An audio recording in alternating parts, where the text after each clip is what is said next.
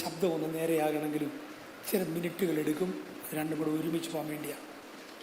ആ കാലത്ത് ശിഷ്യന്മാർ പെരുകി വരുമ്പോൾ തങ്ങളുടെ വിധവമാരെ ദിനം പ്രതിയുള്ള ശുശ്രൂഷയിൽ ഉപേക്ഷയായി വിചാരിച്ചു എന്ന് യവന ഭാഷക്കാർ, എബ്രായ ഭാഷക്കാരുടെ നേരെ പിറുപിറുത്തു. ഞാനിത് പറയുമ്പോൾ പരിശുദ്ധാത്മാവ് കഴിഞ്ഞ ദിവസങ്ങളിൽ എൻ്റെ ഹൃദയത്തോട് ഇടപെടുമ്പോൾ സഭയുടെ ആരംഭകാല ചരിത്രങ്ങളിൽ ചിലതും കൂടെ ഓർത്ത് ചിന്തിക്കുവാൻ കർത്താവിടയാക്കി. ഞാൻ ഒത്തിരി കഥ പറഞ്ഞ് നീട്ടത്തില്ല, പക്ഷെ ചില ചരിത്രങ്ങളും കൂടെ തൊട്ട് എൻ്റെ ജീവിതത്തെ ശരിക്കും തൊട്ട ഭാഗങ്ങളും ഇന്ന് നമ്മിൽ ചിലരെ തൊടുന്നെങ്കിൽ അതിൻ്റെ മുമ്പിൽ പറയേണ്ട കാര്യങ്ങളും ഒക്കെ ഒന്ന് ചേർത്ത് പറഞ്ഞാൽ ശുശ്രൂഷയിലൊന്ന് വളരുവാൻ കർത്താവ് നമുക്ക് കൃപ തരും എന്ന വിശ്വാസത്തോടെയാണ് ഞാനിത് ചെയ്യുന്നത്. ദൈവസഭയുടെ ആരംഭ വളർച്ചയിൽ കർത്താവായ യേശു ക്രിസ്തുവിൻ്റെ കാൽവരിയോടുകൂടെ ശിഷ്യന്മാരെല്ലാവരും യേശുവിനെ വിട്ടുപിരിയും. ഒരാൾ പോലും ഈ മാർഗത്തെ അനുകരിക്കാനില്ല. ഏറ്റവും പ്രധാനമായി നിന്ന പത്രോസ്, ഞാൻ അവനെ ഒരു നാളും അറിയുന്നില്ല എന്ന് പറയുവാനും, അല്ല നീ അവൻ്റെ കൂടെ ഉണ്ടായിരുന്നതാണെന്ന് പറഞ്ഞവരെ പിരാകാനും ആണയിടാനും ഒക്കെ തുടങ്ങി. തുടർന്ന് യേശു ശിഷ്യന്മാരെ ഒന്നുകൂടെ ഇത് വിളിച്ചുകൂട്ടി ഒറ്റ നോട്ടം കൊണ്ടാണ് പത്രോസിനെ വിടുവിച്ചത്. ആ സാഹചര്യത്തിൽ യേശു പത്രോസിനെ നേരെ തിരിഞ്ഞൊന്ന് നോക്കി.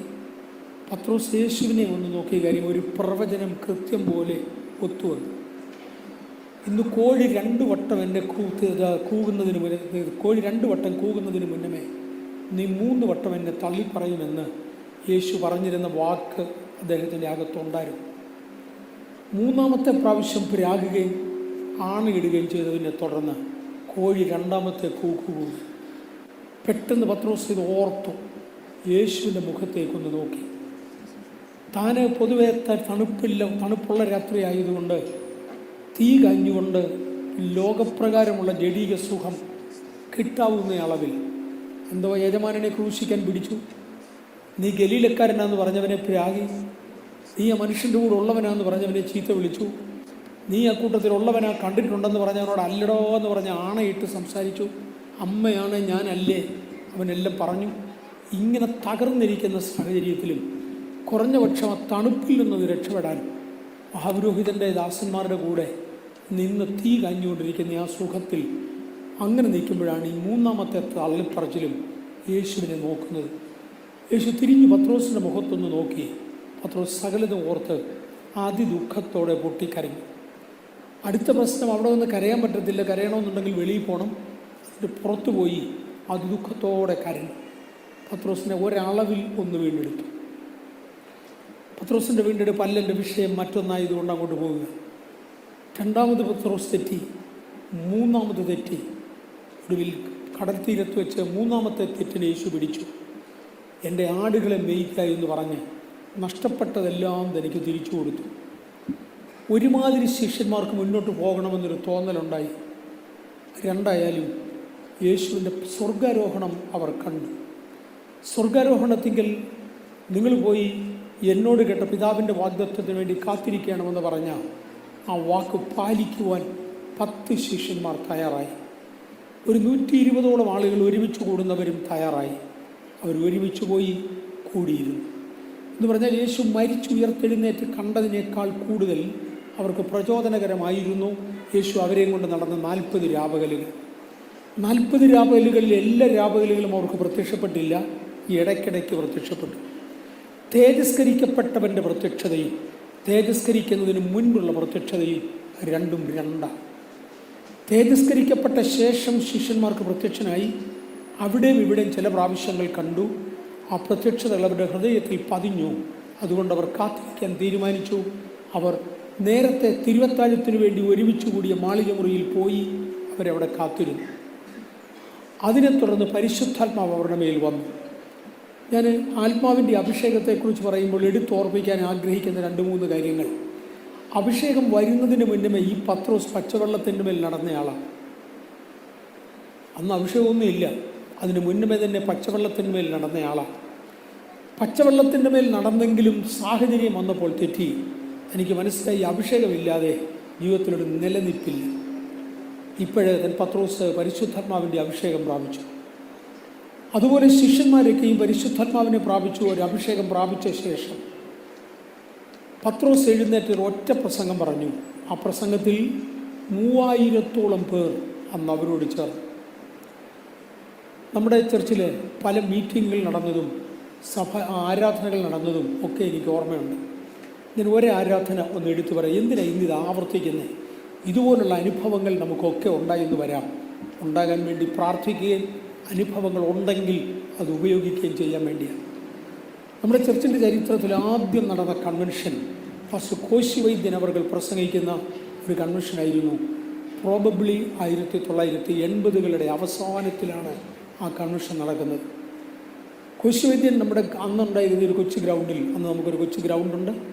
ഇന്ന് ഞങ്ങൾ താമസിക്കുന്ന വീടിരിക്കുന്ന അവിടെയാണ്. ആ ഗ്രൗണ്ടിലോട്ട് ഒരു പന്തലിട്ട്, ആ പന്തലെന്ന് പറയാനും വേണ്ടും ഒരു കൊച്ചു പന്തലിട്ട് അവിടെ ഒരു കൺവെൻഷൻ നടക്കുക. മൂന്നാമത്തെ രാത്രിയിൽ അദ്ദേഹം രക്ഷയെക്കുറിക്കുന്ന ദൂത് ഗൗരവമായി പറഞ്ഞുകൊണ്ടിരിക്കുമ്പോൾ ആ സെക്കൻഡ് മെയിൻ റോഡിൽ, ആ ചർച്ചിൻ്റെ നേരെ ഫ്രണ്ടിൽ കൂടെ ഒരുവൻ ആത്മഹത്യ ചെയ്യാൻ പോകും. ആ മനുഷ്യൻ്റെ പിതാവ് ഒരു ആഫ്രിക്കക്കാരനാണ്. അദ്ദേഹം ആഫ്രിക്കയിലുള്ളൊരു പൈലറ്റാണ്. മകനെ MBBS പഠിക്കാൻ വേണ്ടി രാമയ്യ മെഡിക്കൽ കോളേജിൽ അയച്ചിരിക്കുക. അവൻ കുറച്ചൊക്കെ MBBS പഠിച്ചു. ബാക്കി തല്ലിപ്പൊളിയായി ജീവിച്ച് ജീവിതം ശൂന്യമായി, മദ്യപിച്ച് ലക്കില്ലാതെ ഇനി ചാകുകയല്ലാതെ മാർഗമില്ല എന്ന് കണ്ട് ചാകാൻ അന്വേഷിച്ചു. അപ്പോഴാരണ്ട് പറഞ്ഞു, ഒരു പോയിസൺ വാങ്ങിച്ച് കഴിച്ചാൽ ചാകും. അക്കാലത്ത് മൂട്ടെ കൊല്ലാൻ വേണ്ടി ഒരു പോയിസണുണ്ട്, എല്ലാ കടയിലും കിട്ടും. അതിൻ്റെ വില ഞാനിപ്പോൾ ഓർക്കുന്നില്ല. 1 രൂപ 13 പൈസ എന്നോ 15 പൈസ എന്നോ, അങ്ങനെ 7 രൂപ 15 പൈസ എന്നോ സംതിങ് എൻ്റെ ഓർമ്മ. അത് പറഞ്ഞു ടിക്കണ്ടി. അതിൽ 2 ബോട്ടിൽ ഒരുമിച്ച് കുടിച്ചെങ്കിലേ ചാവുള്ളൂ. അവനോട് പറഞ്ഞതാണ്, ഒരു ബോട്ടിൽ കുടിച്ചാൽ കുറച്ച് വയറിളകിച്ച് നീ രക്ഷപ്പെടും, അതുകൊണ്ട് ചാകാനാണെങ്കിൽ 2 ബോട്ടിൽ ഒരുമിച്ച് കുടിക്കണം എന്ന് പറഞ്ഞു. ഇവൻ 2 ബോട്ടിൽ ടിക്കണ്ടി വാങ്ങിക്കാൻ ഉദ്ദേശിച്ചുകൊണ്ട്, ടിക്കണ്ടി എന്ന് തോന്നുന്നു, അത് വാങ്ങിക്കാൻ ഉദ്ദേശിച്ചുകൊണ്ട് നമ്മുടെ ചർച്ചിൻ്റെ ഫ്രണ്ടിലൂടെ ഒരു റോഡെ താഴോട്ട് പോവുക. താഴെ കുറച്ച് കടകളുണ്ട്, ആ കടകളിൽ പോയി വാങ്ങിക്കാം. അവിടെ ചെന്നു, സാധനം അവിടെ ഉണ്ട്, 2 ബോട്ടിൽ ഒരുമിച്ച് വേണം പറഞ്ഞു വന്നപ്പോൾ സെർട്ടൺ എമൗണ്ടും 14 രൂപയായിരിക്കും, 14 രൂപയും 30 പൈസ ചില്ലറയും കൂടെ വേണം, അല്ലെങ്കിൽ 15 രൂപയും 30 പൈസ ചില്ലറയും കൂടെ വേണം. അവർ പറഞ്ഞ നോട്ട് വേണ്ടിയിലുണ്ട്, പക്ഷേ ചില്ലറയുടെ കുറവുണ്ട്. അടുത്തൊരു നോട്ട് കൊടുത്ത് ചില്ലറ വാങ്ങിക്കാനില്ല, ചില്ലറ വേണ്ടാന്ന് പറഞ്ഞ് കളഞ്ഞു പോകാനുമില്ല. കൃത്യം പറഞ്ഞ പോലെ നോട്ടുണ്ട്, ഒരു 30 പൈസയുടെ കുറവുണ്ട്. കടക്കാരനോട് ആവുന്നത് പറഞ്ഞ് പിന്നെ ഇനി കൊണ്ടുതരാമെന്ന് കടക്കാരൻ പറഞ്ഞ് അതൊക്കെ കയ്യിലിരിക്കട്ടെ, ആഫ്രിക്കക്കാരനാണ്, പിന്നെ എതിരെ വിട്ട് പിടിക്കാനാണ്, അതുകൊണ്ട് പൈസ എടുത്തുകൊണ്ട് വരാൻ പറഞ്ഞു. പൈസ ഇല്ലാത്ത സങ്കടത്തിൽ ദുഃഖത്തോടെ തിരിച്ചു വരുമ്പോഴാണ് കോശിവൈദ്യൻ അവിടെ നിന്ന് യേശു പാപികളെ രക്ഷിക്കുന്നു എന്ന് പറഞ്ഞ് വിളിച്ചു പറഞ്ഞത്. ഈ മനുഷ്യൻ ചില മിനിറ്റുകൾ കേട്ട ശേഷം കൺവെൻഷൻ നടക്കുന്ന ഗ്രൗണ്ടിലേക്ക് കയറി. അതോടെ കൺവെൻഷൻ ക്ലോസ് ചെയ്തു പോയതിനാൽ ഞാൻ താമസിക്കുന്ന റൂമിൽ വന്നു. ഇന്ന് പ്രസംഗിച്ച ആളിനെ കാണാമോ എന്ന് ചോദിച്ചു. ഇവൻ തല്ലം വന്നതാണോ കൊല്ലം വന്നതാണോ എന്തിനു വന്നതെന്ന് അറിയാൻ വയ്യ. ആളിൻ്റെ ലക്ഷണവും ഭാവവും കള്ളിൻ്റെ നാറ്റവും എല്ലാം കൂടെ കൊണ്ട് കോശിവൈദ്യനെ കാണിക്കുന്നില്ല എന്ന് തീരുമാനിച്ചു. ഇടയ്ക്ക് ഉഴപ്പി വിടാനായിട്ട് ആഗ്രഹിച്ചു. പറഞ്ഞിട്ടെങ്കിലും പോവുകയില്ല. അവൻ കരയും തുടങ്ങി. കരഞ്ഞേച്ചു പറഞ്ഞ്, എനിക്ക് ആ യേശുവിനെ രക്ഷകനായി സ്വീകരിക്കണം. ഇതെനിക്ക് സന്തോഷമായി തോന്നി. ഞാൻ പോയി കോശിവൈദ്യനോട് പറഞ്ഞു, പാസ്റ്റേ ഇങ്ങനെ ഒരുത്തൻ വന്നിട്ടുണ്ട്. കോശിവൈദ്യൻ പറഞ്ഞു, എനിക്ക് അദ്ദേഹത്തെ കാണണം. പക്ഷേ കോശിവൈദ്യൻ ആ മനുഷ്യൻ്റെ അടുക്കൽ ഇറങ്ങി വന്നു. കോശിവൈദ്യൻ അദ്ദേഹത്തെ കണ്ടു. അവനോട് വിവരങ്ങളൊക്കെ ചോദിച്ചപ്പം ഇതെല്ലാം പറഞ്ഞു. അവൻ്റെ പോക്കറ്റ് നിറച്ചും സിഗരറ്റ് ഇട്ടിരിക്കുക. കോശിവൈദ്യൻ പറഞ്ഞു, നീ പറഞ്ഞത് സത്യമാണെങ്കിൽ, ഞാൻ പറഞ്ഞത് സത്യമാണെന്ന് ഞങ്ങളും കൂടെ അറിയേണ്ടതിന് നിൻ്റെ പോക്കറ്റിൽ നിന്ന് ആ സിഗരറ്റിൻ്റെ പാക്കറ്റ് എടുത്ത് തറയിലിട്ട് നിൻ്റെ ഷൂസ് കൊണ്ട് ചവിട്ടി കീറ്, ഞാൻ നിനക്ക് വേണ്ടി പ്രാർത്ഥിക്കാം. അവനെ പറഞ്ഞ പോലെ തന്നെ ചെയ്തു. കോശിവൈദ്യൻ അവന് വേണ്ടി പ്രാർത്ഥിച്ചു. പ്രാർത്ഥിച്ചു ഒരു പദം പറഞ്ഞു, പാസ്റ്റേ സഭയ്ക്കൊരു വളർച്ചയുണ്ട്. ഒറ്റ ആത്മാവിനെ കണ്ടുകൊണ്ടാണ് പറഞ്ഞ, ഒറ്റ ആത്മാവിനെ. പക്ഷെ വന്നവൻ ശരിക്കും മാനസാന്തരപ്പെട്ടു. നമ്മുടെ ജീവിതത്തിലൊരു മാനസാന്തരം ഉണ്ടാകുന്നതിൻ്റെ ഗൗരവം എന്തുമായിരിക്കും, ആഴം എന്തുമായിരിക്കും. പത്രോസ് അതിദുഃഖത്തോടെ കരഞ്ഞു. യേശുവിന് മനസ്സിലായി ഇവൻ്റെ മാനസാന്തരം റിസൾട്ടുള്ളതാണ്. ചില അത്ഭുതങ്ങൾക്ക് ശേഷം ആ പത്രോസ് എഴുന്നേറ്റ് ഒരു പ്രസംഗം പറഞ്ഞു. അന്ന് 3000-ഓളം പേർ സ്നാനപ്പെടാൻ വേണ്ടി ഒരുമിച്ച് കൂടി. തുടർന്ന് നമ്മൾ ചർച്ചയായി ചെയ്തത്, നമ്മൾ വളർന്നു വന്ന സാഹചര്യത്തിൽ നിന്ന് പഴയ സഹോദരന്മാരിൽ ചിലരൊക്കെ ഇവിടെ ഉണ്ട്, സഹോദരിമാരിൽ ചിലരൊക്കെ ഇവിടെ ഉണ്ട്. അതുകൊണ്ട് അവർക്ക് മനസ്സിലാവും. എല്ലാവരും കൂടെ ചേർന്നൊരു ആഹാരം കൊടുക്കണമെന്ന് തീരുമാനിക്കുകയും നമ്മളെല്ലാവരും കൂടെ ഒരുമിച്ചൊരു ആഹാരം വെക്കുകയൊക്കെ ചെയ്തു. അതിൻ്റെ സാഹചര്യം ഞാനൊന്ന് തൊട്ടേക്കാം. ഞാനിതെല്ലാം കൂടെ എൻ്റെ തൊണ്ടയുടെ കഴിവ് കുറവ് എനിക്കറിയാവുന്നത് കൊണ്ട് സമയം എലാപ്സ് ചെയ്യത്തില്ലെന്നുള്ളത് ഉറപ്പാണ്. പക്ഷേ പറയാൻ അത്യാവശ്യമുള്ള ചില ചരിത്ര കാര്യങ്ങളിലൂടെ തൊട്ട് മാത്രം പോവുക. 1984 മാസത്തിൽ 3 ദിവസം ഉപവസിക്കുക എന്നൊരു തീരുമാനത്തിൽ നമ്മൾ എത്തുന്നത്. 84 എനിക്ക് തോന്നുന്നത് ഏപ്രിൽ മാസത്തിലായിരിക്കണം. 84 ഏപ്രിൽ മാസത്തിലാണ് 99% നമ്മൾ ചർച്ച ഒന്നിച്ച് ഒന്ന് ഉപവസിക്കുക എന്ന് തീരുമാനിച്ചത്. ആദ്യത്തെ ഏപ്രിൽ മാസത്തിൽ 1984 ഏപ്രിൽ മാസത്തിൻ്റെ 2ാമത്തെ ഞായറാഴ്ച എല്ലാവരും കൂടെ ഉപവസിച്ചു. കർത്താവിൻ്റെ തിരുമേശ എടുത്തു. അത് കഴിഞ്ഞ് ഞാൻ വീട്ടിൽ ആഹാരം കഴിക്കാനിരുന്നു. ദൈവത്തിൻ്റെ കൃപയാൽ ഞങ്ങൾക്ക് ആവശ്യത്തിന് ആഹാരം വീട്ടിലുണ്ട്. എടുത്തു വെച്ച ഉടനെ 2 സഹോദരിമാർ ചർച്ചിൻ്റെ ഫ്രണ്ടിൽ നിന്ന് സംസാരിക്കുന്ന ചില പദങ്ങൾ കേട്ടു. ഞാൻ 2 പേരെ ഇന്ന് കാണുന്നില്ല. അതിലൊരാൾ ഈ ചർച്ചിൽ വരുന്നേ ഇല്ല, വേറൊരാൾ ഇവിടെ വരാറുണ്ട്. 2 സഹോദരിമാർ തമ്മിൽ സംസാരിക്കുന്നൊരു പദം കേട്ടു. അവരെ കർത്തൃമേശ കഴിഞ്ഞോട്ട് ഇറങ്ങി എല്ലാവരും പിരിഞ്ഞു പോകുന്ന ആ സമയത്താണ് പറഞ്ഞത്. ഈ 3 ദിവസം സന്തോഷമായിരുന്നു, സുഖമായിരുന്നു, ഇനി എന്നാ ചെയ്യും? ഒരാൾ വേറൊരാളിനോട് ചോദിച്ചൊരു പദം. അന്നേരത്ത് എനിക്കത് സ്ട്രൈക്ക് ചെയ്തില്ല. പക്ഷെ ആഹാരം കഴിക്കാൻ ഇരുന്നപ്പോൾ എനിക്ക് സ്ട്രൈക്ക് ചെയ്തു. അവരെന്തായിരിക്കുമോ പറഞ്ഞത്? ഞാൻ എൻ്റെ ഭാര്യയോട് പറഞ്ഞു, ഇന്നാരും കൂടി ഇങ്ങനൊരു വാചകം പറയുന്നത് കേട്ടു. ഞാൻ അവരുടെ വീട്ടിൽ വരെ ഒന്ന് പോയി എന്തെങ്കിലും കാര്യമുണ്ടോ എന്നൊന്ന് നോക്കിയിട്ട് വരട്ടെ എന്ന് പറഞ്ഞു. അതിൽ ഒരാളിൻ്റെ വീടിൻ്റെ ഫ്രണ്ടിൽ കൂടെ മോട്ടോർ സൈക്കിൾ പോകും, മറ്റേയാളിൻ്റെ വീടിൻ്റെ ഫ്രണ്ടിൽ കൂടെ മോട്ടോർ സൈക്കിൾ പോകത്തില്ല. മോട്ടോർ സൈക്കിൾ എത്തിച്ചേരാൻ സാധ്യതയുള്ള വീടിൻ്റെ ഫ്രണ്ടിൽ കൂടെ മോട്ടോർ സൈക്കിളിൽ ചെന്നപ്പോഴേ ആ വീട്ടിൽ 3-4 മക്കളുണ്ട്. ആ മക്കളും മാതാപിതാക്കളും കൂടെ അന്യോന്യം വഴക്കിടുക. 3 ദിവസം ഉപവാസമായിരുന്നതുകൊണ്ട് എല്ലാവർക്കും സുഖം, ആർക്കും ഒന്നും കഴിക്കാൻ വേണ്ടായിരുന്നു. 4ാമത്തെ ദിവസം ആഹാരം കഴിക്കാമെന്ന് പറഞ്ഞു. കർത്തൃമേശ കഴിഞ്ഞേച്ച് പിരിഞ്ഞപ്പോൾ ആഹാരം കഴിക്കാൻ വീട്ടിലൊന്നുമില്ല. വീട്ടുടമസ്ഥൻ, അത് കൂടുതൽ ഡീറ്റെയിലേക്ക് ഞാൻ പോകുന്നില്ല, വീട്ടുടമസ്ഥനൊരു ചായക്കടയിൽ പോയി കുഞ്ഞുങ്ങൾക്ക് 1 നേരം കൊടുക്കാനുള്ള ആഹാരം കടം ചോദിച്ചു. എല്ലാം കൂടെ കിട്ടിയത് 1 ബണ്ണ. 3 കുട്ടികൾക്കും 3-4 കുട്ടികൾക്കും അപ്പനും അമ്മയ്ക്കും കൂടെ ഒരുമിച്ച് കഴിക്കാൻ വേണ്ടി 1 ബണ്ണ് ആ കടക്കാരൻ കൊടുത്തു. ഇതും കൊണ്ട് വീട്ടിൽ വന്ന് അന്യോന്യം നുള്ളിപ്പറിക്കുകയാണ്. എനിക്ക് കൂടുതൽ പിള്ളേർ തമ്മിൽ പിടിച്ചു പറിക്കുന്ന ബഹളത്തിൻ്റെ സമയത്താണ് ഞാനവിടെ കയറി ചെല്ലുന്നത്. ഞാനിത് കണ്ട് ഒരു വാക്കുപോലും മറുപടി പറയാതെ എൻ്റെ മോട്ടോർ സൈക്കിൾ അങ്ങനെ തിരിച്ചു വിട്ടു. വീട്ടിൽ വന്നു ചെന്നമ്മിടം പറഞ്ഞു, വെന്ത ആഹാരം ഇനി എടുത്തു. ഈ 2 വീടിൻ്റെ സ്ഥിതി ഇതാ. അങ്ങനെ വെന്ത ആഹാരം അവർക്ക് കൊണ്ട് കൊടുത്തു. വേവിക്കാനുള്ള ആഹാര പദാർത്ഥങ്ങളും കുറച്ച് കൊണ്ട് കൊടുത്തേച്ച് അന്ന് ഉച്ചയ്ക്ക് ശേഷം ചർച്ചിൻ്റെ കമ്മിറ്റി, അന്ന് 2-3 മെമ്പേഴ്സ് ഉണ്ട്, ഞാൻ കമ്മിറ്റിയിൽ വരും.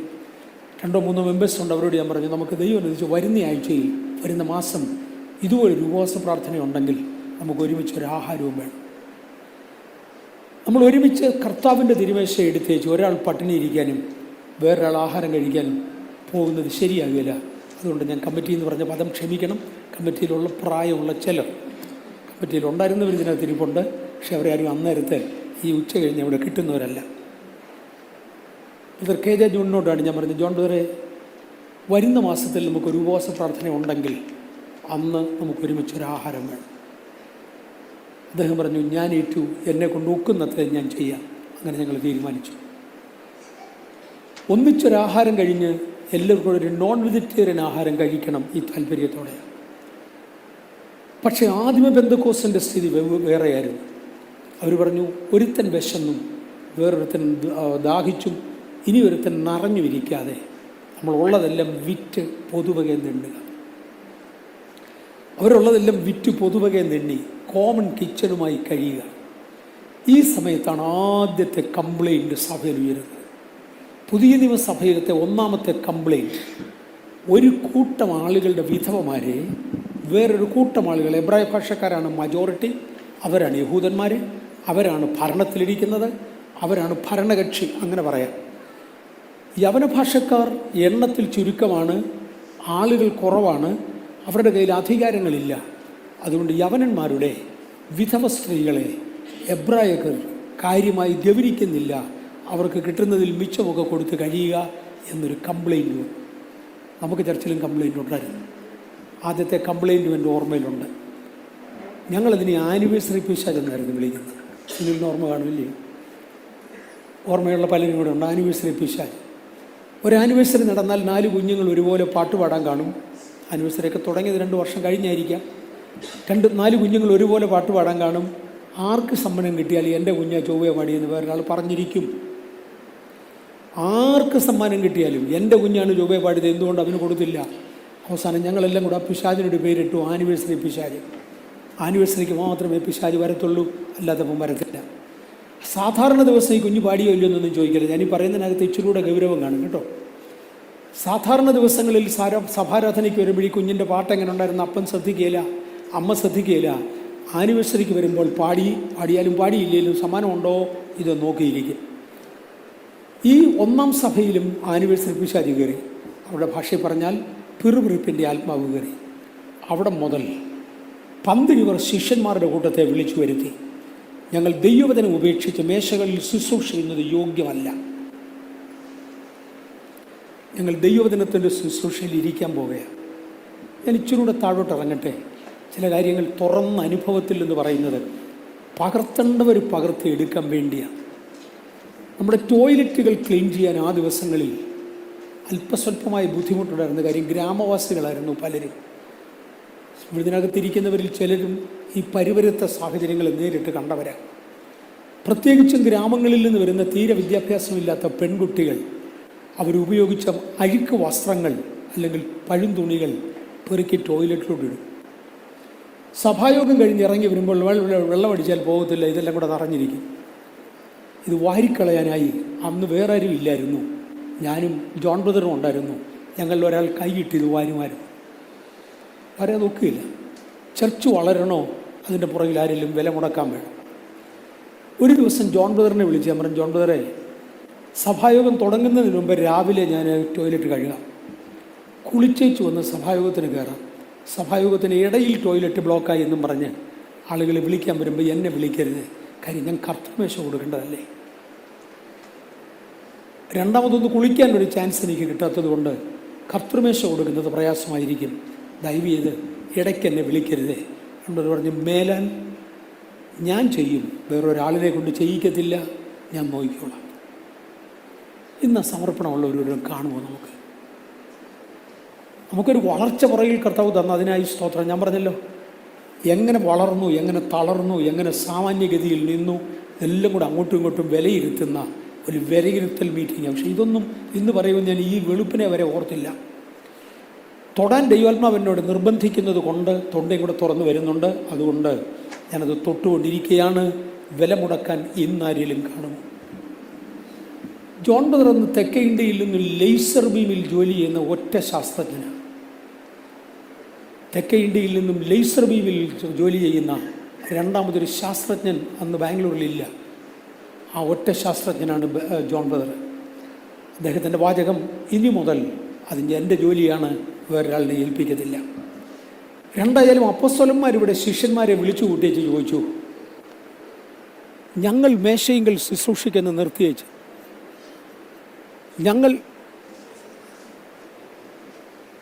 ഞങ്ങൾ മേശയെങ്കിൽ ശുശ്രൂഷിക്കുന്നത് നിർത്തിയേച്ച് വചന ശുശ്രൂഷയിലും പ്രാർത്ഥനയിലും ഉറ്റിരിപ്പാൻ താല്പര്യപ്പെടുന്നു. നിങ്ങൾ ഇതിനു വേണ്ടി ഒരു കമ്മിറ്റിയെ തിരഞ്ഞെടുക്കാം. നമ്മുടെ 1ാം കമ്മിറ്റി തിരഞ്ഞെടുത്തത് എനിക്ക് ഓർമ്മയുണ്ട്. ഞങ്ങളിവിടെ വരുന്ന സമയത്തൊരു കമ്മിറ്റി ഉണ്ട്. അതുകൊണ്ട് ഞാൻ തിരഞ്ഞെടുത്ത 1ാം കമ്മിറ്റി ആണെന്ന് ചോദിച്ചാൽ ആണെന്നാണ് എൻ്റെ വിശ്വാസം. നേരത്തെ ഒരു കമ്മിറ്റി ഉണ്ടായിരുന്നു, പിന്നെ ഇങ്ങനെ 1ാം കമ്മിറ്റിയെ തിരഞ്ഞെടുത്ത്. അന്ന് കമ്മിറ്റിയിലിരുന്നവരിൽ പരിശുദ്ധാത്മാഭിഷേകം പ്രാപിച്ച ആരുമില്ല. ദൈവസഭയിൽ പരിശുദ്ധാത്മാഭിഷേകം പ്രാപിക്കാത്ത ഒരാളിന് യാതൊരു പണിയില്ല. നമ്മൾ കഴിഞ്ഞ ദിവസങ്ങളിൽ ഇവിടെ ആരോ ദൈവവചനം ശുശ്രൂഷിച്ച കൂട്ടത്തിൽ, എനിക്കൊന്ന് സന്തോഷ് ബ്രദറാണ് ദൈവവചനം ശുശ്രൂഷിച്ച കൂട്ടത്തിൽ, വിയത്തമ്പി പാസ്റ്ററുടെ പുസ്തകത്തിനകത്തുനിന്ന് ഒരു കാക്ക പണവും കൊണ്ട് വരുമെന്ന് പറഞ്ഞ് കാക്കയുടെ കാശിനു വേണ്ടി കാത്തിരുന്ന ഒരാളിൻ്റെ കയ്യിൽ വിയത്തമ്പിച്ചായൻ കുറച്ച് പൈസ കൊണ്ട് കൊടുത്ത ചരിത്രം നമ്മൾ കേട്ടാൽ, നിയോഗപ്രകാരം വരുന്നവർ ഇന്നത് ഇവിടെ പറയണമെന്ന് ഇന്നലെ എൻ്റെ ഹൃദയത്തിൽ തോന്നി. ഞാൻ ചിന്നമ്മയുടെ പേരൊന്നുകൂടെ ചോദിച്ചു. ഞാനൊരിക്കൽ തിരുവല്ല റെയിൽവേ സ്റ്റേഷനിൽ കൂടെ ഇങ്ങോട്ട് വരികയാണ്. അന്ന് എന്നും കൺവെൻഷനുണ്ട്. ഇവിടെ ഉപവാസ പ്രാർത്ഥനയുള്ള ദിവസങ്ങളിൽ വ്യാഴാഴ്ച രാവിലെ ഇങ്ങെത്തും, അല്ലെങ്കിൽ വ്യാഴാഴ്ച വൈകുന്നേരം എത്തും. കാര്യം വ്യാഴാഴ്ച വൈകിട്ട് ഉപവാസ പ്രാർത്ഥന തുടങ്ങും. അങ്ങനെ ഒരു ബുധനാഴ്ച ഉച്ചയ്ക്ക് ശേഷം തിരുവല്ല റെയിൽവേ സ്റ്റേഷനിൽ വന്ന് നിൽക്കുമ്പോൾ വിളക്കുടി തോമാച്ചായൻ എന്ന് പറയുന്ന ഒരാൾ, എത്ര പേരറിയാം തോമാച്ചായനെ? കൈയൊന്നും കൊച്ചുമോനും എനിക്കും അറിയുന്നത്, കുഴപ്പമില്ല. വിളക്കുടി തോമാച്ചായൻ എന്ന് പറയുന്ന ഒരാൾ റെയിൽവേ സ്റ്റേഷനിൽ നിൽപ്പുണ്ട്. പ്രഗത്ഭനായൊരു ശുശ്രൂഷകനാണ്, ഒരാഴത്തിലെ പ്രവാചകനാണ്. തോമാച്ചാനെ കണ്ട് ഞാൻ അച്ഛൻ എവിടെ നിൽക്കാന്ന് ചോദിച്ചു. ഓ അല്ല, ഒരിടത്ത് വരെ പോകണം, ഞാൻ അതിന് വെയിറ്റ് ചെയ്യുക. ഞാൻ അച്ഛൻ ട്രെയിനിനാണ് പോകുന്നത്. അതൊരു ചൊവ്വ നേരെ ഒന്നും പറയുന്നില്ല, ഊന്നൊക്കെ മാത്രം പറയുന്നുണ്ട്. ഞാൻ അച്ഛൻ എവിടെ വന്നിരിക്കുക? അല്ല, എന്നെ കൊണ്ടുപോകാൻ ഒരാൾ വരുമെന്ന് പറഞ്ഞു, കണ്ടില്ല. ഞാൻ പറഞ്ഞു, ആരെ കൊണ്ടുപോകാൻ വരുന്നത്? അറിഞ്ഞുകൂടാ. ഞാൻ 2-3 പ്രാവശ്യം ചോദിച്ചു, എൻ്റെ ട്രെയിനിങ് വരാൻ അടുത്തു. അപ്പം ഞാൻ ചാച്ചാ ബാംഗ്ലൂരിനെ കാണാൻ വരുന്നുണ്ടോ? എന്നാൽ അതായിരിക്കും. ദൈവാത്മാവിനോട് പറഞ്ഞ് ആരോ വിളിച്ചുകൊണ്ട് പോകുന്നു. അതിന് നിൽക്കുക. കയ്യിലെ വേഷം അല്ലെ കയ്യിലെ വസ്ത്രം ഇന്നലെയും ചിന്നമ്മ തൊട്ടു. ഞാൻ ലാപ്ടോപ്പ് കൊണ്ട് നടക്കുന്ന ഒരു ലാപ്ടോപ്പ് ബാഗിനകത്ത് ഒരൊറ്റ മുണ്ടും ഒരൊറ്റ ഷർട്ടും ഉണ്ട്, ഒരു ബൈബിളുമുണ്ട്. അതാണ് കയ്യിലുള്ളത് ലഗേജ്. അച്ഛൻ ടിക്കറ്റ് എടുത്തിട്ടില്ലല്ലോ? ഇല്ലടാ. ഞാൻ പറഞ്ഞു, അച്ഛാ എനിക്ക് റിസർവേഷൻ ഉണ്ടോ? ഞാൻ റിസർവേഷൻ കമ്പാർട്ട്മെൻറ്റിൽ കയറും. അച്ഛന് ഞാൻ ഒരു നോൺ റിസർവ് ടിക്കറ്റ് എടുത്താൽ കയറിയിട്ട് അതിന് റിസർവേഷൻ കൺവേർട്ട് ചെയ്യാൻ ഞാൻ ശ്രമിക്കും. ഒത്തില്ലെങ്കിൽ അച്ഛൻ യാത്ര ചെയ്യുമോ? അപ്പം ഞാൻ തീരുമാനിച്ച് എൻ്റെ റിസർവേഷൻ പോയി അത് കളഞ്ഞു. അച്ഛനെയും വിളിച്ചുകൊണ്ട് അച്ഛനെ നോർമൽ കമ്പാർട്ട്മെൻറ്റിൽ കയറ്റി വെച്ച് ഞാൻ റിസർവ് കമ്പാർട്ട്മെൻറ്റിൽ ഇരിക്കുന്നത് ശരിയല്ല, അതുകൊണ്ട് 2 പേരും കൂടി ഇരുന്നോളാം. പക്ഷേ അച്ഛൻ തയ്യാറാണോ എന്നറിയാൻ. കുഴപ്പമില്ല മോനെ എന്ന് പറഞ്ഞു. 2 ഞങ്ങൾക്ക് 2 പേർക്കും റിസർവേഷൻ കിട്ടി. ഞാൻ ടിക്കറ്റ് എടുത്ത് 2-3 മിനിറ്റിനകം ട്രെയിൻ വന്നു. ഞങ്ങൾ 2 കൂടെ ട്രെയിനിൽ കയറി ഇവിടെ വന്നു. ഇവിടെ വന്നത്തെ ഒരു ചരിത്രം ഒന്ന് കേട്ടോണേ, ഒരു കൊച്ചു ചരിത്രം. ഒരമ്മ ഒരു മകളുമായി പ്രാർത്ഥിക്കാൻ വന്നു. എൻ്റെ ആയുസ്സിൽ ആദ്യത്തെ ഒരു പാഠം അന്ന് കിട്ടുക. ഒരമ്മ ഒരു മകളുമായി പ്രാർത്ഥിക്കാൻ വന്നു. ആ മകൾ ഒരല്പം മാനസിക രോഗിയാണ്. ചിലപ്പോഴൊക്കെ ഇറങ്ങി ഓടുമെങ്കിലും സാധാരണ ഓടാറില്ല. അതർവൈസ് പൊട്ട് കളിക്കും. ഒരു മുക്കാൽ മാനസിക രോഗിയാണ്. ഞങ്ങളൊക്കെ പ്രാർത്ഥിച്ചു മടുത്ത കേസാണ്. 2 വിളക്കുടി തോമാച്ചായം വന്ന ഉടനെ ഈ പെൺകുട്ടിയെയും കൊണ്ട് അമ്മ വന്നു, ഒന്ന് പ്രാർത്ഥിക്കണമെന്ന് പറഞ്ഞു. എന്നെ ഒന്ന് ശ്രദ്ധിച്ചോ, മനസ്സിലാവും. അച്ഛനെ പെൺകുട്ടിയുടെ തലയിലോട്ട് കൈ വെച്ചു. കൈ ഇഞ്ഞെടുപ്പെടുത്തു, കൈ പൊള്ളുന്നത് പോലെ കൈ ഇഞ്ഞെടുത്തു. എന്നിട്ട് അമ്മയുടെ തലയിലോട്ട് കൈ വെച്ചു. എന്നിട്ട് പറഞ്ഞു, നിങ്ങൾ ഒരു ശപിക്കപ്പെട്ട കുടുംബത്തിലെ അംഗമാണ്. നിങ്ങളുടെ വീട്ടിൽ മാനസിക രോഗികൾ 1 അല്ല 3. നിങ്ങളൊരു ശപിക്കപ്പെട്ട വീട്ടിലെ അംഗമാണ്. ഞങ്ങളൊക്കെ ഞെട്ടി. ആ വീട്ടിലെ ബാക്കി അംഗങ്ങൾ ഞങ്ങളുടെ കൂടെ ഉണ്ട്. ആർക്കും ഒരു മാനസിക രോഗവും ഇല്ല. അച്ഛൻ എന്തുവാ ഈ പറയുന്നത്? അടുത്ത പദം, ഉപദേശിമാർ മീറ്റിങ്ങിന് വേണ്ടി പരസ്യയോഗങ്ങൾ നടത്താൻ വേണ്ടി നിങ്ങളുടെ അടുത്തൂടെ വരുമ്പോൾ പാട്ടയ്ക്കകത്ത് കല്ല് പെറുക്കിയിട്ടും പാളയ്ക്കകത്ത് കല്ല് പെറുക്കിയിട്ടും കിടുകിടക്കിടുക്കിക്കൊണ്ട് ഉപദേശിമാരുടെ അടുക്കൽ ചെന്ന് പോയും വിളിച്ച് അവരെ കളിയാക്കി പ്രസംഗം ഉഴപ്പുന്ന ഒരു ജോലിയാണ് നിൻ്റെ ഭർത്താവ് ചെയ്യുന്നത്. നിലനിൽക്കുന്ന അപമാനത്തിന് വേണ്ടി 3 വ്യക്തികളെ ദൈവമായി ശിക്ഷിച്ചതാണ്. 3 മാനസിക രോഗികളാ. ഇതിനൊരു വിടുതലില്ല. ഒരു പുതിയ വെളിപ്പാടായിരുന്നു. ദൈവത്തിൻ്റെ കരുണയാൽ ആ കുടുംബത്തിലെ 3 അംഗങ്ങളുടെയും മാനസിക രോഗം പൊട്ടുവാൻ പിന്നത്തിൽ ദൈവം നമ്മളെ കേഴ്സ് ബ്രേക്കിങ്ങിലേക്ക് ഇറക്കി വിട്ടു. 3 മാനസിക രോഗികൾ പുറത്തു വന്നു. ഞാൻ ആ ഭാഗം വിശദീകരിക്കുന്നില്ല. സഭ ഒരു പടിയിൽ നിന്ന് അടുത്ത പടിയിലേക്ക് മാറി. നമ്മൾ ഇനിയും പടികളിലൂടെ പോകാനുണ്ട്. നമ്മൾ പല പടികളിൽ വരും. ദൈവിക നിയന്ത്രണത്തിന് യാത്ര ചെയ്യുന്ന ശുശ്രൂഷകന്മാർ അന്നുണ്ട്, ഇന്നുണ്ട്. ഞാനിന്ന് പോകുമ്പോൾ ഒരു വീട്ടിലേക്ക് ഇടാനുള്ള ഒരു 90% ടൈൽസ് ഇട്ട വീട്ടിലായിരിക്കും ഞാൻ പോകുന്നത്, താമസിക്കുന്നത്. അല്ലെ ടൈൽസ് ഇട്ട ഹോട്ടൽ റൂമിലുമായെന്ന് വരാം. എങ്കിലും ഞാൻ പോകാൻ നേരത്ത് എനിക്കിടാനുള്ള ചപ്പൽ വരെ കരുതിയേ പോകത്തുള്ളൂ. വിളക്കുടി തോമാച്ചാൻ എവിടേക്ക് പോകുന്നു എന്നറിയാതെ ആരോ വിളിച്ചുകൊണ്ട് പോകും, പൊയ്ക്കോളാൻ പറഞ്ഞ് തിരുവല്ല റെയിൽവേ സ്റ്റേഷനിൽ വന്ന് നിന്ന അദ്ദേഹത്തിൻ്റെ ഡ്രസ് കോഡാണ് ഞാൻ പറഞ്ഞത്. ഇട്ടിരുന്ന ജിബ പോലെ തന്നെ കർത്താവദാസന് തൻ്റെ ഗ്രാൻഡ് ഫാദറിനെ കുറിച്ച് പറഞ്ഞു ജിബ ഇടുന്നെന്ന്. ഇട്ടിരുന്ന ജിബ പോലെ തന്നെ ഒരു ജിബയും ഒരു ഒറ്റമുണ്ടുമായിരുന്നു താൻ ആകപ്പാടെ ശേഖരിച്ചുകൊണ്ട് വന്നത്. പക്ഷെ എന്നെ ഒരു പുതിയ പാഠം പഠിപ്പിക്കുവാൻ ദൈവത്തിന് തിരിഹിതമായി. അന്നൊക്കെ തുടങ്ങിയ പാഠങ്ങളാണ് ഇന്ന് ഒരുപാട് വളർച്ചയിലേക്ക് വന്നത്. നിങ്ങൾ ചിലരൊക്കെ പഠിക്കാൻ താല്പര്യപ്പെടുന്നുണ്ടോ? ഒരു തലമുറ മാറി അടുത്തൊരു തലമുറ വരുമ്പോൾ പുതിയ തലമുറയ്ക്ക് ആവശ്യമുള്ള ഇൻഫർമേഷന് വേണ്ടിയാണ് ഞാൻ പലതും കൈമാറാൻ ആഗ്രഹിക്കുന്നത്. അവർക്കൊക്കെയായി ദൈവത്തിന് സ്തോത്രം. എന്നാൽ ലളിതത്വത്തിലേക്ക് താണിറങ്ങുവാൻ കഴിയുന്നവർക്കായി സ്തോത്രം. ദൈവവചനം ഉപേക്ഷിച്ച മേശയെങ്കിൽ ശുശ്രൂഷ ചെയ്യുന്നത് യോഗ്യമല്ല. ഇത് സഭ ഇതുവഴി കടന്നു പോയതാണ്, നമ്മളും ഇതുവഴി പോയതാണ്. ആകയാൽ സഹോദരന്മാരെ, അടുത്ത പദം ശ്രദ്ധിച്ചോണേ, 3-ാമത്തെ വാക്യം. ആത്മാവും ജ്ഞാനവും നിറഞ്ഞ നല്ല സാക്ഷ്യമുള്ള 7 പുരുഷന്മാരെ നിങ്ങളിൽ നിന്ന് തിരഞ്ഞുകൊള്ളുവീൻ, അവരെ ഈ വേലയ്ക്കാക്കാം. ടോയ്ലറ്റ് ക്ലീൻ ചെയ്യാനല്ല, പക്ഷേ പ്ലേറ്റ് ക്ലീൻ ചെയ്യാൻ, അരി ക്ലീൻ ചെയ്യാൻ, വെജിറ്റബിൾ ക്ലീൻ ചെയ്യാൻ, കൂട്ടത്തിൽ പാത്രങ്ങൾ ക്ലീൻ ചെയ്യാൻ, കിച്ചൺ ക്ലീൻ ചെയ്യാൻ, ഇടയ്ക്ക് എന്തെങ്കിലും താഴെ വീണാൽ ക്ലീൻ ചെയ്യാൻ, എല്ലാം കൂടെ ഒത്തുവന്നെങ്കിൽ മാത്രമേ കോമൺ കിച്ചൺ നടക്കത്തുള്ളൂ. ഇത് മനസ്സിലാകുന്നുണ്ടല്ലോ അല്ലേ?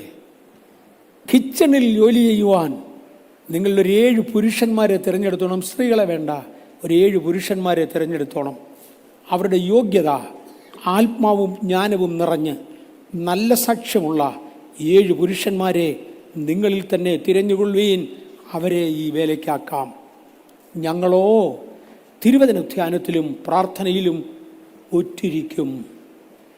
ഇന്ന് പകൽ കർത്താവേ, ഞങ്ങളുടെ ഇടയിലുള്ള താണ ജോലി ചെയ്യുവാൻ ഞങ്ങൾ ചിലരെ തിരഞ്ഞെടുക്കാം. കർത്താവിൻ്റെ വേല ചെയ്യുന്ന ശുശ്രൂഷകന്മാർ വേല ചെയ്യട്ടെന്ന് പറയാൻ എനിക്ക് ഈ പ്രിവിലേജ് എല്ലാം ഉണ്ടില്ലെന്നല്ല ഞാൻ പറഞ്ഞു. ഐ റിപ്പീറ്റ്, എനിക്ക് ഈ പ്രിവിലേജ് എല്ലാം ഉണ്ട്. ഇന്ന് പണ്ടത്തെ കാര്യമല്ല, ഇന്ന് ഈ പ്രിവിലേജ് എല്ലാം എനിക്കുണ്ട്. പക്ഷെ മനഃപൂർവ്വമായി നമ്മളൊന്ന് പറയുമോ, കർത്താവേ, അവരൊരിക്കലും താഴോട്ട് ഇറങ്ങരുത്, അവർ ഉന്നത സ്ഥാനത്തിരിക്കട്ടെ. കാര്യം പ്രാർത്ഥനയും ദൈവവചനധ്യാനവും എന്നെക്കൊണ്ട് നടക്കത്തില്ല, അത് അവരെ ദൈവം അതിനുവേണ്ടി വിളിച്ചതാണ്. അങ്ങനെ നമ്മൾ ഇതിലൂടെ പോയതാണ്. 1-ാം കമ്മിറ്റി അന്ന് രൂപീകരിക്കപ്പെട്ടു. ഞാൻ സുവിശേഷ യാത്രകളും മറ്റും ചെയ്തു വന്നു. അപ്പോസ്തലന്മാർ പറഞ്ഞു, ഞങ്ങളോ പ്രാർത്ഥനയിലും വചന ശുശ്രൂഷയിലും ഉറ്റിരിക്കുമെന്ന് പറഞ്ഞു. ഈ വാക്ക് കൂട്ടത്തിനൊക്കെയും ബോധ്യമായി. വിശ്വാസവും പരിശുദ്ധാത്മാവും നിറഞ്ഞ പുരുഷനായ സ്തേഫാനോസ്, ഇവിടെ മലയാള വേദപുസ്തകത്തിൽ വായിക്കുമ്പോൾ സ്തേഫാനോസിന് മാത്രമേ വിശ്വാസവും പരിശുദ്ധാത്മാവും ഉള്ളെന്ന് തോന്നും. കാര്യം അവിടെ എഴുതിയിരിക്കുന്നത് പരിശുദ്ധാത്മാവും വിശ്വാസവും നിറഞ്ഞ സ്തേഫാനോസ്, പിന്നെ ഫിലിപ്പോസ്, പ്രൊഖെരോസ്, നിക്കാനോർ, തീമോൻ, പെർമനാസ്, യഹൂദ മതാനുസാരിയും അന്ത്യോക്യക്കാരനുമായ നിക്കലാവോസ് എന്നിവരെ തിരഞ്ഞെടുത്തു. ഇത് വായിച്ചാൽ മലയാളത്തിൽ തോന്നും ഒറ്റയാളിന് മാത്രമേ ആത്മാവിജ്ഞാനം ഉള്ളെന്ന്. അല്ല, 7 പേർക്കും ആത്മാവിജ്ഞാനം ഉള്ളവരായിരിക്കണമെന്ന് പരിശുദ്ധാത്മാവ് നേരത്തെ പറഞ്ഞു.